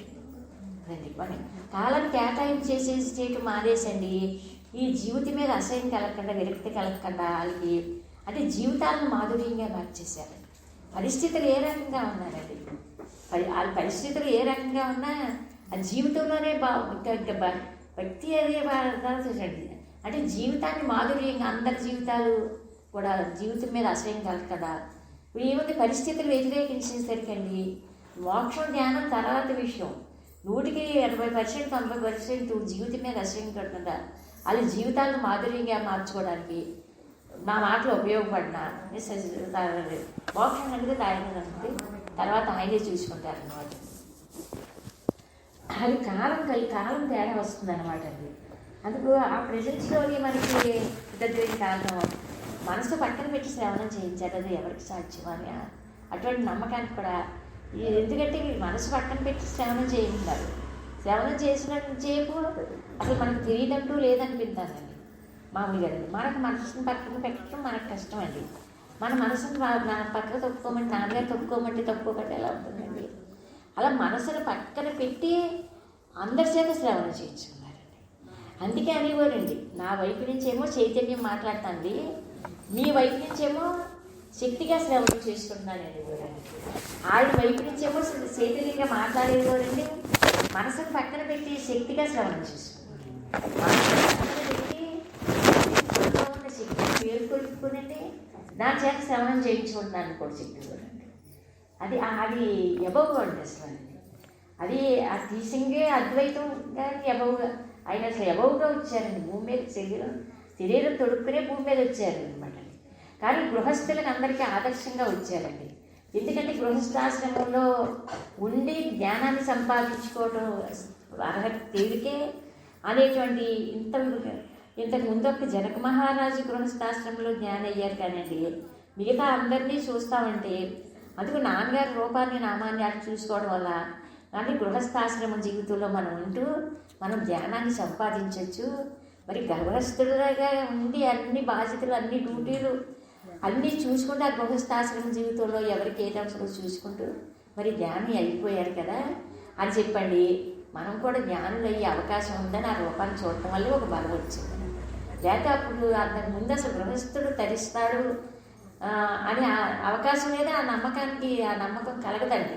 నాన్నగారు దేహం ధరించకపోతే దేహం ధరించి వచ్చిన వల్ల మొత్తం గృహస్థాశ్రమంలో అందరూ కూడా మనందరికీ మనం ధరించవచ్చు అనేది అలా ధరించవచ్చు అని చెప్పి అసలు జీవితం మీద ఎక్కడ ఇచ్చుమంత ఆశ్చర్యం కలగకుండా వాళ్ళకి జీవితాన్ని మాధుర్యంగా మార్చారంటే మొత్తం గంట 2 గంటలు జపం ధ్యానం కాదండి, రోజంతా కంటిన్యూ. అది ఇద్దట్లో 4 గంటలు 3 గంటలు 5 గంటలు తప్పించండి, మొత్తం రోజంతా కంటిన్యూ చేసేసండి పూజగా మారుతామండి. వీడు పూజ అని చెప్పి పూజ పేరు మీద 1 గంట ఏమో దేవుడి గదిలో కూర్చుంటున్నాడు. ఆ దేవుడి గది నుంచి బయటకు వచ్చాక ఎటకార మాటలు, ఎదుగుదం మాటలు, పొడిగేపు మాటలోనే అందు గురించి పూజ చేయకపోయిన వాళ్ళు ఇక్కడ మేము చెప్పేదేమో అహింసాతత్వం, సొంత అద్వైతం గురించి మాట్లాడుతున్నాం, మీరు చూస్తే హింసా ప్రవృత్తి. అందు గురించి అండి దేవుడి గదిలో కొబ్బరికాయ పెట్టి నివేదన చేసి బయటకు వచ్చాక హింసా ప్రవృత్తి కొత్తదని పోయింది. ఒకవేళ హింసా ప్రవృత్తికి ప్రవర్తించుకో, బలవంతం పెట్టలేదండి అక్కడ అనమాట. మేము చెప్పి అహింసాతత్వం మాటలు నీకు మనకి అందమని చెప్పారు. ఇంత ఆయన దగ్గరికి వచ్చి అక్కడి నుంచి ఇక్కడ కష్టపడి వచ్చి మళ్ళీ ఆ హింసా ప్రవృత్తి పెట్టుకుని మాట్లాడతాం కాకుండా ఎక్కడ చేసుకుంటావు చేతులారని అదే అది పోని మరి ఇక్కడ ఒకటి చేయాలన్నప్పుడు ఒకటి వదులుకోవాలండి అనమాట. అర్థం అన్నారండి. అందుకు జరిసి దాని గురించి మరి కొంచెం హింసా ప్రవృత్తి తగ్గించుకోవటం అయ్యేనండి. అలా మొత్తం అంతా పూజగా రోజంతా టైం అంతా మనకే పూజగా మార్చేద్దామనండి. అలా పూజగా మార్చేసి ఆయనతో బంధుత్వం ఇప్పుడు మనం చూసుకోవాల్సింది ఏంటంటేనండి, ఇంటికి వెళ్ళాక కంటిన్యూ చేసుకో. నా ప్రెజెన్స్లో నువ్వు ఏదైతే అనుభవిస్తున్నావో అది మనసును పక్కన పెట్టి శ్రవణం చేస్తాడు గురువు. అదండి మళ్ళీ ఇంటికి వెళ్ళాక అదండి అంటే కొంచెం కొద్దిగా ఏదో 1 గంట 2 గంటల కొంచెంసేపు మనసు పక్కన పెట్టి శ్రవణం చేయించారు కదండి. ఆ టైంలో మనం ఏదో అనుభవించాం కదండి, అది అనుభవిస్తాను నాకు సరిపోతుంది. నాన్నగారి ప్రెజెన్స్లో నేను ఏదైతే అందిందో నాకు అది అనుభవించి ఆనందిస్తాను. నువ్వేమి చేసి పెట్టొద్దు బాబు, నాకు నువ్వేమి చేసి పెట్టొద్దు, కొంత తప్పుకో పక్కన సేపు అని నీ మనసుకు చెప్పుకున్నాను. నువ్వేమి చేసి పెట్టొద్దు నాకు అని. అంటే ఎందుకంటే నాన్నగారి సమక్షంలో నేను ఏదో అనుభవించకపోతే నువ్వు చేసి పెట్టాలి. నువ్వేదో పూజ అవి చేసి ఏదో చేసి పెడతామని ఇంతకాలం నుంచి నాన్నగారి దర్శనం అవ్వకముందు నేను నమ్ముకుని కూర్చున్నాను. ఇప్పుడు కూడా ఇంక నిన్నేను నమ్ముతాను, నాన్నగారు నమ్ముకోవటం అనేసి ఏమీ చేయక్కర్లేక అనుభవిస్తున్నాను. ఇక్కడేమో మూడు ముప్పు చెప్పులు తెల్లారి సన్నీళ్ళలో స్నానం చేసి అటు నమస్కారం ఇటు నమస్కారం గోత్రనామాలు చదువుకుని అవి అన్ని పాటలు పడినప్పుడు ఏమీ అందలేదు. అదండి ఏ పాటలు లేకుండా దర్శనం వలన ఈయన దగ్గర నుంచి భావంలో మార్పు తీసుకొస్తున్నారు. అది ఆ భావత ఆట చూస్తే దారిద్ర్యం తొలుగుతున్నారు. అందుకే ఏంటంటే ఇప్పుడు మన చేతిలో ₹1 ₹2 ఉన్నాయనుకోండి, నాన్నగారి చేతిలో 50 ఉన్నాయనుకోండి, ఆయన వైపు నుంచి ఏదన్నా మనకు అందుతానంటే విడిచిపెడతామండి. నాన్నగారి వైపు నుంచి మనకి ఏమీ అందట్లేదనుకోండి అండి, మన భావాలని వికారాలను ఎందుకు విడిచిపెడతామండి మనం మట్టుకని మనకి వాటితోటి కలిసి మనిషి తిరిగాం కదండి. అంటే ఆయన వైపు నుంచి వచ్చి అనుభవిస్తూ అదే ఇంత ఆటోమేటిక్గా ఇలాగా కష్టపడితే ఏమీ లేదు, కష్టపడి ఏమి కష్టం లేకుండా ఇంత ఆయన దగ్గర నుంచి ఎంత సప్లై అవుతానండి ఇప్పుడు అని చెప్పి అలాగ అనుభవించడానికి అలవాటు చేసేసారు అనమాట. అలా అనుభవించడానికి అలవాటు చేసుకుని పరిచయాలు ఏర్పరచుకున్నారు అనమాట. ఇది టైం కంటిన్యూ చేసుకోవటం అనేది బంధుత్వం ఏర్పడుతుందన్నమాట. ఉన్నదానితో బంధుత్వం ఏర్పడుతుంది. అది కాల ప్రవాహంలో కూడా కొట్టుకెళ్తారు, గుర్తించుకోమని చెప్పేవారండి. అది మీటింగ్ చాలాసార్లు చెప్పారండి. నాన్నగారి ప్రెజెన్స్లో మనం ఏదైతే అనుభవించామో ఇప్పుడు కూడా మనసు అది చేసి పెడతాను ఇది చేసి పెడతాను అంటుంది అనమాట అండి. అంటే కంటిన్యూ చేసుకుని ఆ ప్రెజెన్స్లోని నువ్వు లేకుండా నేను అక్కడ అనుభవించాను. రాత్రి సుషిప్తావస్థలో అనుకోండి అండి, రాత్రి సుషిప్తావస్థలో అక్కడ మనసు లేదండి. మామూలుగా మనసు లేదు కానండి, రాత్రి సుఖంగా నిద్ర పట్టిందని నిద్ర పట్టిందండి, ఇట్లా స్వప్నావస్థ కాకుండా అది వెలికి వచ్చాయి కదండి. అలా కాదు కదండి. ఇప్పుడు నాన్నగారి ప్రెజెన్స్లోనండి మరి ఎరుకుతో ఉన్నాం కదండి. ఆయన ఎందుకంటే అండి అది మనకు తెలియటం లేదు. అందు గురించి మహాత్ముడు అవతార పురుషులు చైతన్యం దేహం ధరించి భూమి మీదకి వచ్చినప్పుడు అండి, ఈ సృష్టిలో ఎవ్వరిలో చేయలేనంత ఘనకార్యాలు మనం చేసినప్పటికీ కూడానండి, దానాలు ధర్మాలు యజ్ఞాలు అసలు ఎవరో చేయలేనంత మంచి పనులే మనం చేసామే అనుకుందాం అన్నారండి.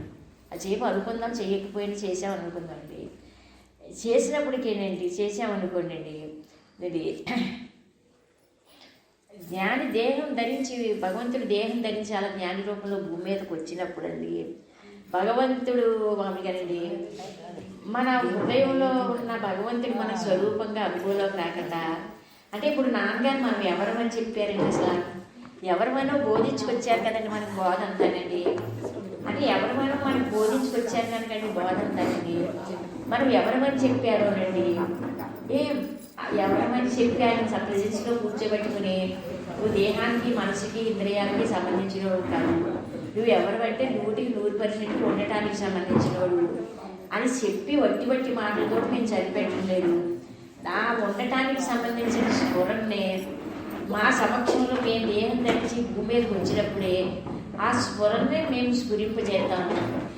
అది చైతన్యం దేహం ధరించి వచ్చినప్పుడే ఈ పని జరుగుతుంది, కానీ తర్వాత దేహం జాలించాక జరగదు. అది మనం పొట్టు విడిచిపెట్టుకోకుండా సరిపోతుందండి నాన్నగారు. అంటే ఒక మాట అంటే అది మాట కాదండి, సామాన్యం కాదండి. దాన్ని పట్టుకోవాలండి అన్నమాట. ఆ మాటను పట్టుకుని దానికి అండర్స్టాండింగ్ చేసేసుకుంటే నేను మాటలకి అంటే నువ్వు ఉండటానికి సంబంధించిన వాడు మన స్మరణ రాదండి. ఎన్ని ఘనకార్యాలు చేసిన ప్రపంచము ఒక ప్రధానమంత్రికి సృష్టి అంతా దాన ధర్మాలు చేసినా రాదని చెప్పారండి. ఎక్కడ పాల్గొలు ఐదుగారు ఇంటికాడ చెప్పారండి. మీటింగ్లోనే చెప్పుకుంటారు, చెప్పినా అంత దూరంగా ఉండి వింటాను కదండి. అలాగే నేను గడపకే అవతల కూర్చున్నానండి, చూడలేదు. అదొక లోపల ఎప్పుడు నాన్నగారు కూర్చున్నారండి. చెప్పేసరికి అంతకుముందు సబ్జెక్ట్స్ చెబుతున్నారు చెవు అట్లా పెట్టి వింటూ ఉంటాను కదండి. అందరికీ అలా ఈ మాట ప్రారంభించారండి. ఇది ఒక్క జ్ఞాని దేహం ధరించినప్పుడే అందుకు నువ్వు ఉండటానికి సంబంధించిన వాడు అని చెప్పి మేము ఒట్టి మాటలు చెప్పడం లేదు. దానికి సంబంధించిన స్ఫురను పట్టించేవాడే మేము దేహం ధరించినప్పుడు ఈ పని జరుగుతుంది. నువ్వు పట్టుకోవాలి. ఈ పట్టు విడిచిపెట్టేస్తే మళ్ళీ నువ్వు జన్మలు వచ్చేస్తుంది. ఇప్పుడు పట్టిస్తున్నాను నేను, మీరు పట్టును పట్టుకోండి అని ఎంత గట్టిగా మాట్లాడారు అండి. అప్పుడండి జనంలో నాన్నగారు లేనప్పుడైతే జనాన్ని తప్పించుకొస్తాడు. నాన్నగారు ఉండగా మళ్ళీ జనం తప్పించుకొస్తే దీనికి పద్ధతి లేదు, అన్నీ తెలిసిన జరుగుతాం కదండి, కొంచెం భయం కదండి. అది అంతగా చెప్పి ఆ రోజు ఈ మాట చెప్పినప్పుడైతేనండి ఇంకా గడప దాకా వెళ్ళిపోయానండి. ఎలా వెళ్ళిపోయింది తెలియదు అనమాట. ఇదేంటండి మరి ఇది ఆ మాట మళ్ళీ రిజల్ట్స్ దొరకదు కదండి. అసలు అప్పుడే పట్టించేసారేమో అనిపించిందండి నాకైతే. అంటే ఎంత వైభవం మహాత్ముడు చైతన్యం దేహం ధరించి వచ్చినప్పుడు ఎన్ని ఘనకార్యాలు జరుగుతాయో, ఎన్ని వైభవాలు జరుగుతాయో స్ఫురణ పట్టిస్తాను. రాత్రి సుషిప్తావస్థలో నువ్వు అన్నింటితోటి సపరేట్ అయిపోతున్నావు. అప్పుడు సపరేట్ నువ్వు ఉండటానికి సంబంధించింది అక్కడండి. అక్కడేమో అక్కడ ఉండటానికి సంబంధించినది.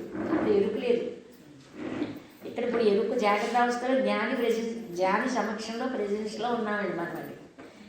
జ్ఞాని సమక్షంలో ప్రెజెన్స్లో ఉన్నప్పుడు ఇక్కడ ఎరుకు కలిగి ఉన్నామండి. మరి ఎరుకుగా ఉన్నాం కదండి, జాగ్రత్త అవస్థ కదండి. అందు గురించి జాగ్రత్తగా ఏం చేసేవారంటే మా సబ్జెక్ట్ అది వేరే విషయం అండి. నువ్వు మనం ఎవరికి సంబంధించినోడో అని చెప్పి ఇచ్చిపెట్టలేదండి ఎవరినేనండి అనండి.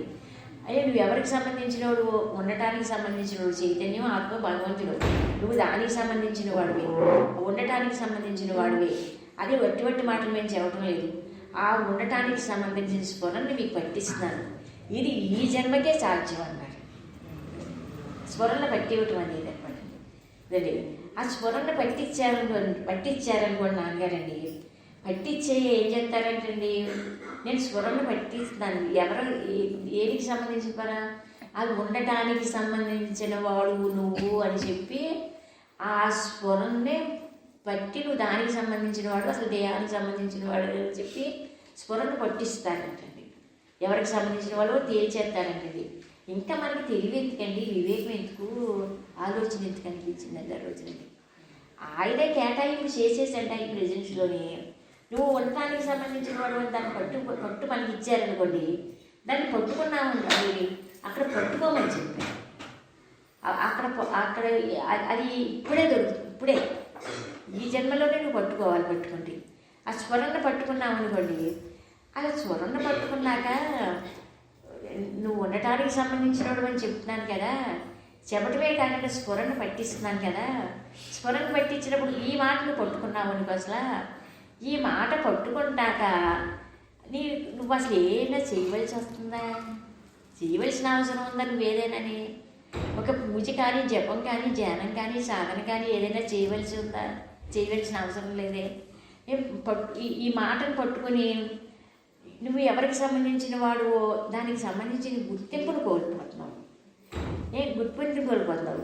దానికి సంబంధించిన గుర్తింపును కోల్పోకుండా ఆ ఉండటానికి సంబంధించిన వాడిని నేనని చెప్పి దానికి సంబంధించిన ఎరుకునిస్తాడు నువ్వు. దానికి సంబంధించిన ఎరుకునిస్తే అప్పుడు ఆ ఎరుక కలిగి ఉంటే నువ్వు ఏమైనా చెయ్యాలా, అసలు చెయ్యక్కర్లేదు. అది ఏమీ చెయ్యక్కర్లేదు. అసలు మనసుతో సంబంధం లేదు, అసలు మనసుకే పని లేదు మామూలుగానండి. అప్పుడు అలా జాగ్రత్తగా స్లోగా నీకు తెలియకుండా, నీకు కష్టం లేకుండా, నీకు ఇబ్బంది లేకుండా, నీకు తెలియకుండా కొంచెం నేను చెప్పిన ఈ మాటలు నువ్వు తెలుసుకుని ఎప్పుడైనా జ్ఞాపకం చేసుకుని నువ్వు ఎవరికి సంబంధించిన వాడని చెబుతున్నాను కదా, స్ఫురణ కూడా నీకు పట్టిస్తున్నానని చెప్తున్నాను కదా. స్ఫురణ కూడా నీకు పట్టిస్తాను. నాకు ఏ ఆధారము లేనోడు కంగారు పడితే అది వేరే విషయం. నేను ఆధారాన్ని పట్టిస్తున్నాను కదా. ఆధారాన్ని పట్టించినప్పుడు దానికి సంబంధించిన ఎరుక మనసు నశించక్కర్లేదు. మనసు వ్యక్తిభావం, దేహభావం, దాని సంగతి దాని దాచలేదు. దానికి సంబంధించిన ఎరుక కలిగి ఉంటున్నావు అనుకో, దానికి సంబంధించిన ఎరుక కలిగి ఉంటే అప్పుడు నువ్వు మనసుకు సంబంధించిన వాడు కాదు, నువ్వు ఉండటానికి సంబంధించిన వాడువే. దానికి సంబంధించిన వాడు నువ్వు అనుకునే చెప్పిన మాటను అండర్స్టాండింగ్ చేసుకుని దానికి సంబంధించిన ఎరుక కలిగి ఉంటున్నావు అనుకో, అసలు నువ్వు ఏదైనా చెయ్యాలని నీ జీవితంలో మరి మనసును ఉపయోగించాలా నన్ను అనుభవంలో తెచ్చుకోవడానికి అసలు అవసరమా?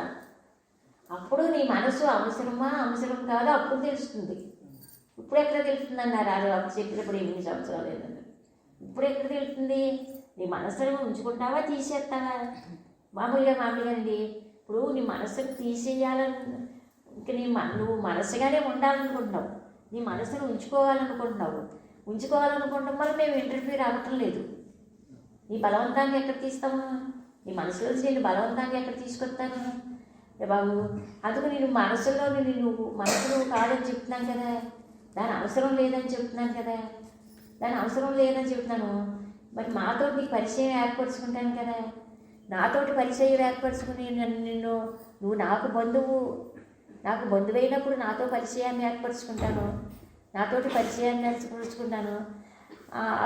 అప్పుడు నువ్వు చెయ్యగా స్ఫురణే నువ్వు ఇంత సబ్జెక్టు నాన్నగారు చుట్టూ తిరిగి సహవాసం చేసి శ్రవణం చేసి మననం చేసినారండి. ఆ పొట్టు దొరకటం లేదండి, కానీ మాట చెప్పారండి. ఆ మాట అందరికీ జ్ఞానం అంటే ఏదైనా మాట వచ్చిందంటే అందరి చుట్టూ అందరి చెప్తుంది కదండి. వ్యక్తిని ఉద్దేశించి అసలు ఏ మాట చెప్పరండి కదండి. అది ఎవరిలో ఏ పని చేయాలో పని చేసుకుంటూ వెళ్ళిపోతుందంటే నువ్వు మరి అసలు దానికి సంబంధించిన ఎరుకగా ఉండవచ్చుకో. అందు గురించి అయినా శ్రవణం చేసేసి ఉంటే ఆయన నాన్నగారు చెప్తే ఆ చెప్పింది మనం శ్రవణం చేసేసి ఉంటే ఈ మాట ఏదో రోజు నీకు ఉపయోగపడే టైం వస్తుందండి. ఆయన మళ్ళీ మనకి మళ్ళీ మన జ్ఞాపకంలోకి నాన్నగారే తీసుకొస్తానండి. ఆ తీసుకొచ్చినప్పుడు అండి అంటే మాట కొంచెం ఎన్నది తేడా ఉంటుంది కదండి. అందుకు సుషిప్తావస్థలో స్ఫురణ అందటం లేదండి. సుషిప్తావస్థలో మనం ఉండటానికి సంబంధించిన వాళ్ళే మనసు లేదు కదా, అన్నీ లేనప్పుడని. కొన్ని జాగ్రత్త అవస్థలోకి వచ్చాక కొన్ని మనసుకి ఏమన్నా చెప్పుకుంటున్నావా? నువ్వు రాత్రి రెస్ట్కి వెళ్ళిపోయావు నీ మనసుని. నువ్వు రాత్రి సుషిప్తావస్థలో ఎక్కడికి వెళ్ళావు? రెస్ట్కి వెళ్ళిపోయావు. రెస్ట్కి వెళ్ళిపోయినప్పుడు నా ఉపాధి ద్వారా దేహదేవం ద్వారా విశ్వాసాలు ఎవరు ఆడించారు? నువ్వేమీ ఆడించలేదు కదా. విశ్వాసాలు ఆడించేవాడు ఒకడు ఉన్నాడు కదా అని ఆయన ఆధారం చేసుకోవద్దా? నువ్వు ఇంత సబ్జెక్ట్ శ్రవణం చేస్తున్నావు కదా, నువ్వు విశ్వాసాలు ఆడించలేదు. ఎక్కడి నుంచి వస్తున్నావో నాకు తెలియదు, ఎక్కడికి వెళ్తున్నావో నాకు తెలియదు. వచ్చాక నువ్వు చేసే పని ఏంటంటే వచ్చి దేహంతో తాదాత్మ్యం చెంది దేహం నువ్వని తెలియజేస్తున్నావు. దేహం నువ్వని తెలియజేసినప్పుడు దేహం నువ్వు కాదని నాన్నగారు చెప్పారండి. దేహం నువ్వు అని అది చెప్పింది. ఇద్దరిలో ఎవరి మాట నమ్మాలి? ఆ మాత్రమే చూసుకోవాలి కదా. దేహం నువ్వు కాదని నాన్నగారు చెప్పారు. ఇదేం చేస్తుంది? ప్రారంభంలోనే నువ్వెవరో నీకు తెలియచో తప్పు కాదు, పొరపాటు కాదు.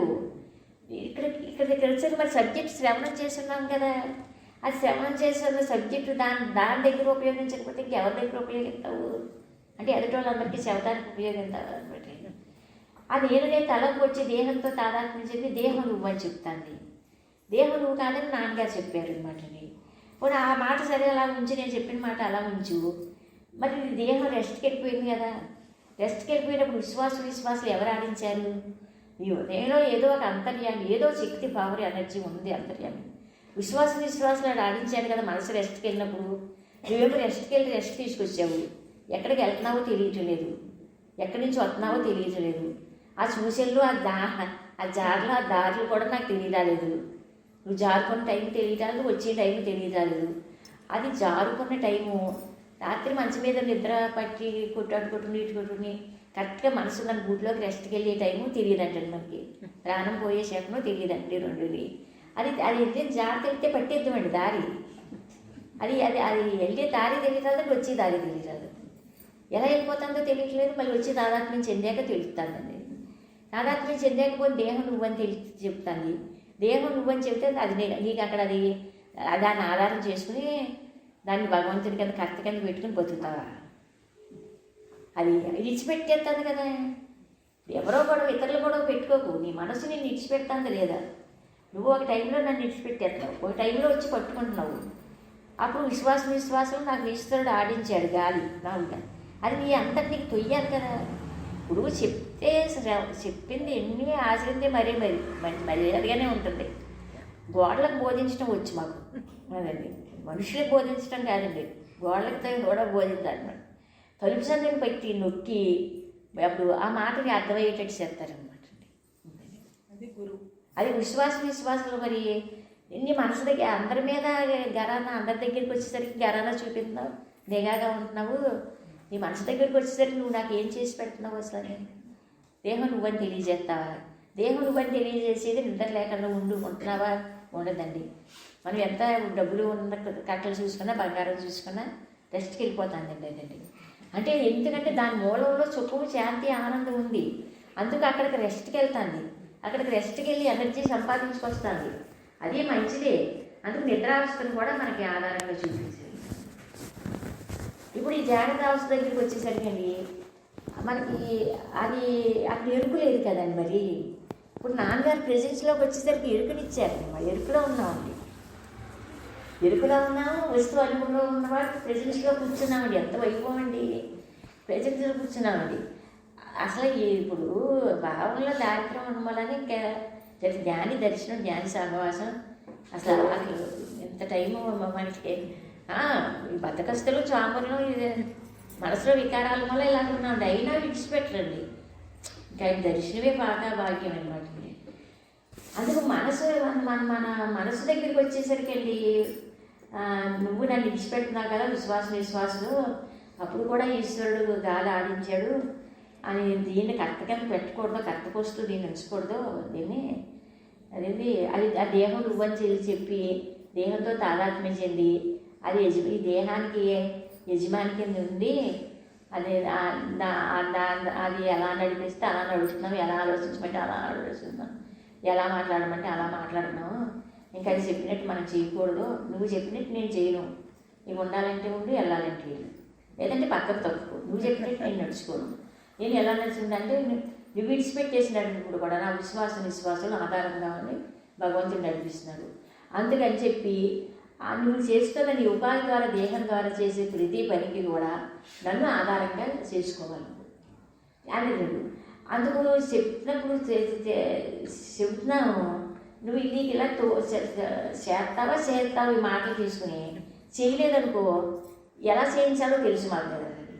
ఒక మనిషి లక్షణం ఏంటంటే చెప్పి చేయించలేము, కానీ తోసేటట్టు చేసి చేయించగలము. అందుకు ఇంకేం చేస్తాము, చూస్తాము. ఒకవేళ నువ్వు సినిమా చెప్పినా మా మాటలు తీసుకుని నువ్వు ఏం చేయట్లేదనుకో నీకు తోపింపజేసి నీకు తోచేటట్టు చేస్తాం అనమాట.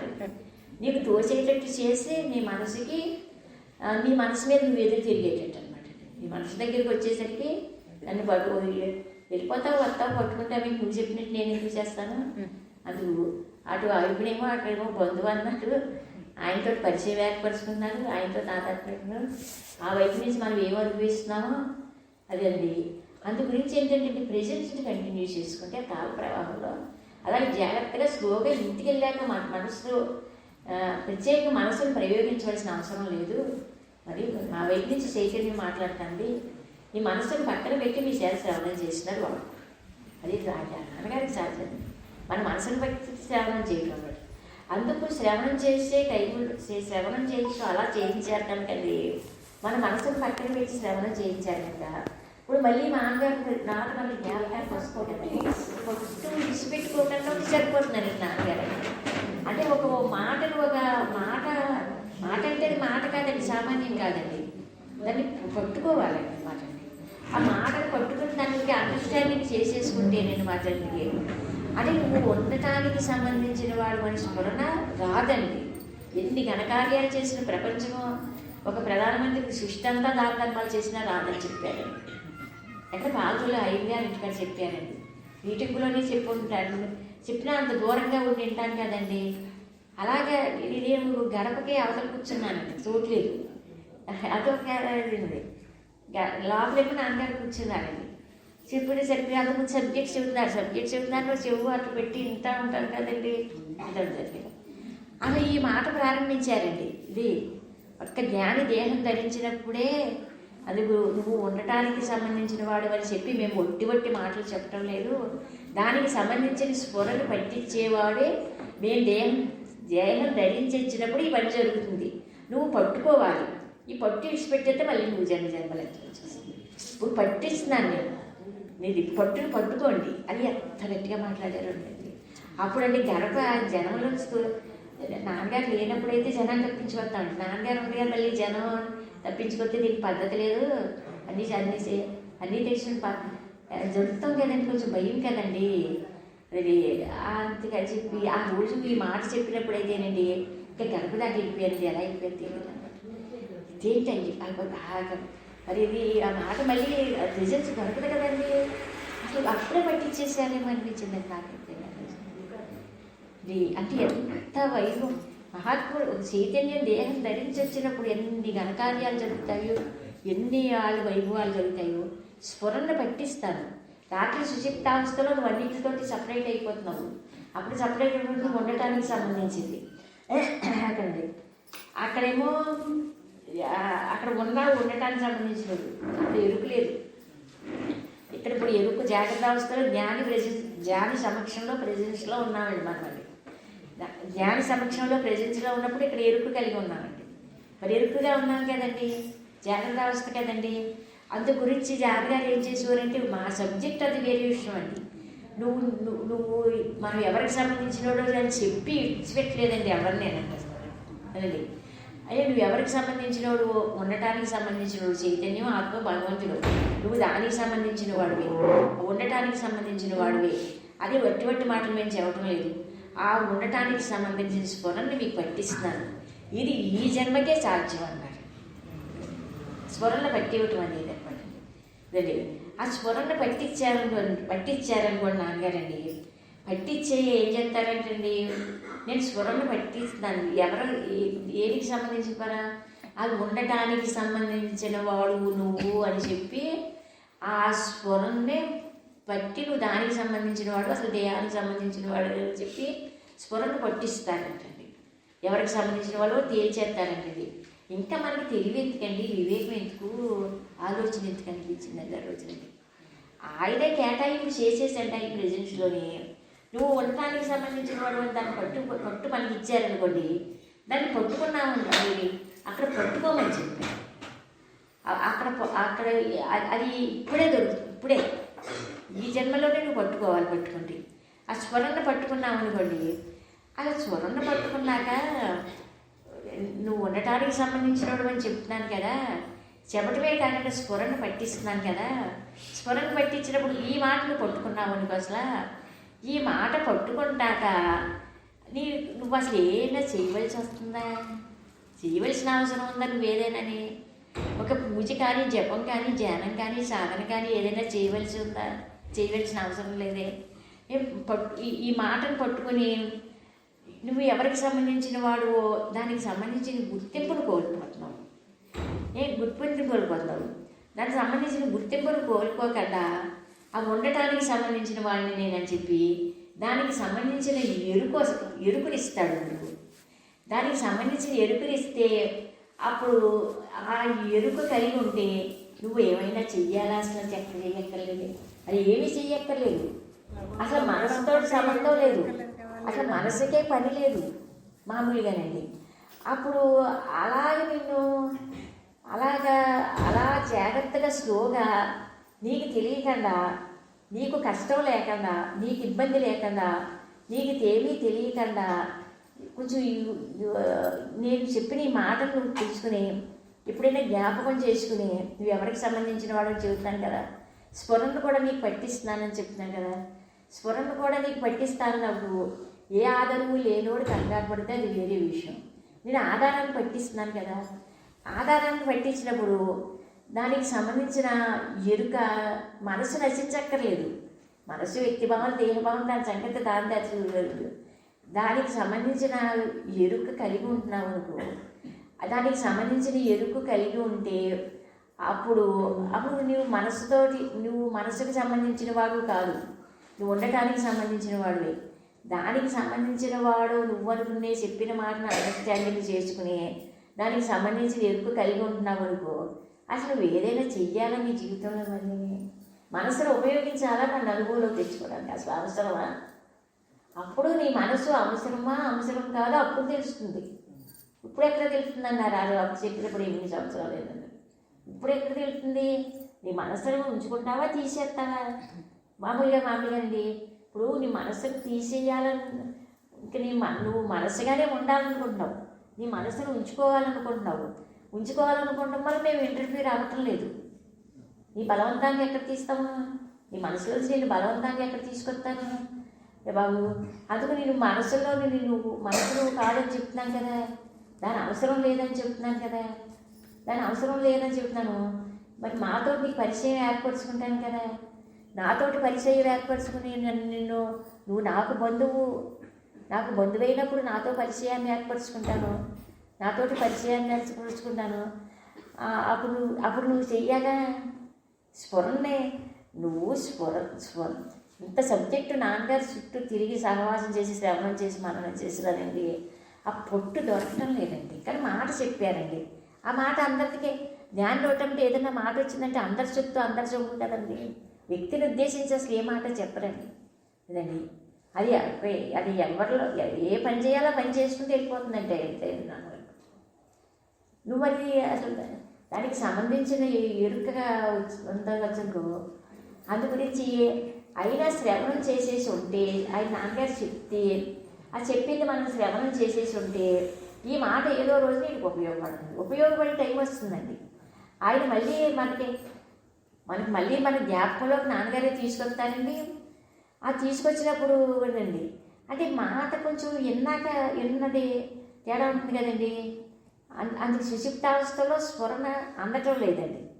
సుషిప్తావస్థలో మనం ఉండటానికి సంబంధించిన వాళ్ళే మనసు లేదు కదా, అన్నీ లేనప్పుడని. కొన్ని జాగ్రత్త అవస్థలోకి వచ్చాక కొన్ని మనసుకి ఏమన్నా చెప్పుకున్నావా? నువ్వు రాత్రి రెస్ట్కి వెళ్ళిపోయావు నీ మనసుతోనండి. నువ్వు రాత్రి సుషిప్తావస్థలో ఎక్కడికి వెళ్ళావు? రెస్ట్కి వెళ్ళిపోయావు. రెస్ట్కి వెళ్ళిపోయినప్పుడు నా ఉపాధి ద్వారా దేహదేవాల ద్వారా విశ్వాసాలు ఎవరు ఆడించారు? నువ్వేమీ ఆడించలేదు కదా. విశ్వాసాలు ఆడించేవాడు ఒకడు ఉన్నాడు కదా అని ఆయన ఆధారం చేసుకోవద్దా? నువ్వు ఇంత సబ్జెక్ట్ శ్రవణం చేస్తున్నావు కదా, నువ్వు విశ్వాసాలు ఆడించలేదు. ఎక్కడి నుంచి వస్తున్నావో నాకు తెలియదు, ఎక్కడికి వెళ్తున్నావో నాకు తెలియదు. వచ్చాక నువ్వు చేసే పని ఏంటంటే వచ్చి దేహంతో తాదాత్మ్యం చెంది దేహం నువ్వని తెలియజేస్తున్నావు.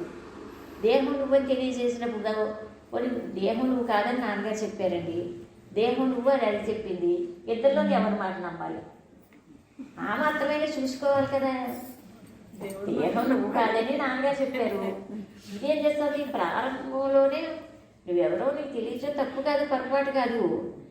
ఇక్కడ తెలిసిన మరి సబ్జెక్ట్ శ్రవణం చేస్తున్నాం కదా, అది శ్రవణం చేసిన సబ్జెక్టు దాని దగ్గర ఉపయోగించకపోతే ఇంకెవరి దగ్గర ఉపయోగిస్తావు? అంటే ఎదుటి వాళ్ళందరికీ చెవటానికి ఉపయోగిస్తావు అనమాట. అది ఏదైతే తలకు వచ్చి దేహంతో తాదాత్మ్యం చెప్పి దేహం నువ్వు అని చెప్తాంది. దేహం నువ్వు కాదని నాన్నగారు చెప్పారు అనమాట. పోనీ ఆ మాట సరే అలా ఉంచి, నేను చెప్పిన మాట అలా ఉంచు. మరి దేహం రెస్ట్కి వెళ్ళిపోయింది కదా, రెస్ట్కి వెళ్ళిపోయినప్పుడు విశ్వాసాలు ఎవరు ఆడించారు? నేను ఏదో ఒక అంతర్యామి, ఏదో శక్తి పవర్ ఎనర్జీ ఉంది అంతర్యామి. విశ్వాసాలు ఆడించాడు కదా మనసు రెస్ట్కి వెళ్ళినప్పుడు. నువ్వేమో రెస్ట్కి వెళ్ళి రెస్ట్ తీసుకొచ్చావు, ఎక్కడికి వెళ్తున్నావో తెలియటం లేదు, ఎక్కడి నుంచి వస్తున్నావో తెలియటం లేదు. ఆ సూచనలు ఆ జార్లు ఆ దారులు కూడా నాకు తెలియరాలేదు. నువ్వు జారుకున్న టైం తెలియరాలేదు, వచ్చే టైం తెలియరాలేదు. అది జారుకున్న టైము రాత్రి మంచి మీద నిద్ర పట్టి కొట్టుకుని కరెక్ట్గా మనసు మన గూట్లోకి రెస్ట్కి వెళ్ళే టైము తెలియదంటండి. మనకి ప్రాణం పోయే శాఖను తెలియదండి రెండుని. అది వెళ్ళే జాగ్రత్త వెళ్తే పట్టేద్దామండి దారి. అది వెళ్ళే దారి తెలియరాదు, వచ్చే దారి తెలియరాదు. ఎలా వెళ్ళిపోతుందో తెలియట్లేదు, మళ్ళీ వచ్చి తాదాత్మ్యం చెందాక తెలుస్తుందండి. తాదాత్మ్యం చెందాకపోతే దేహం నువ్వని చెప్తాను.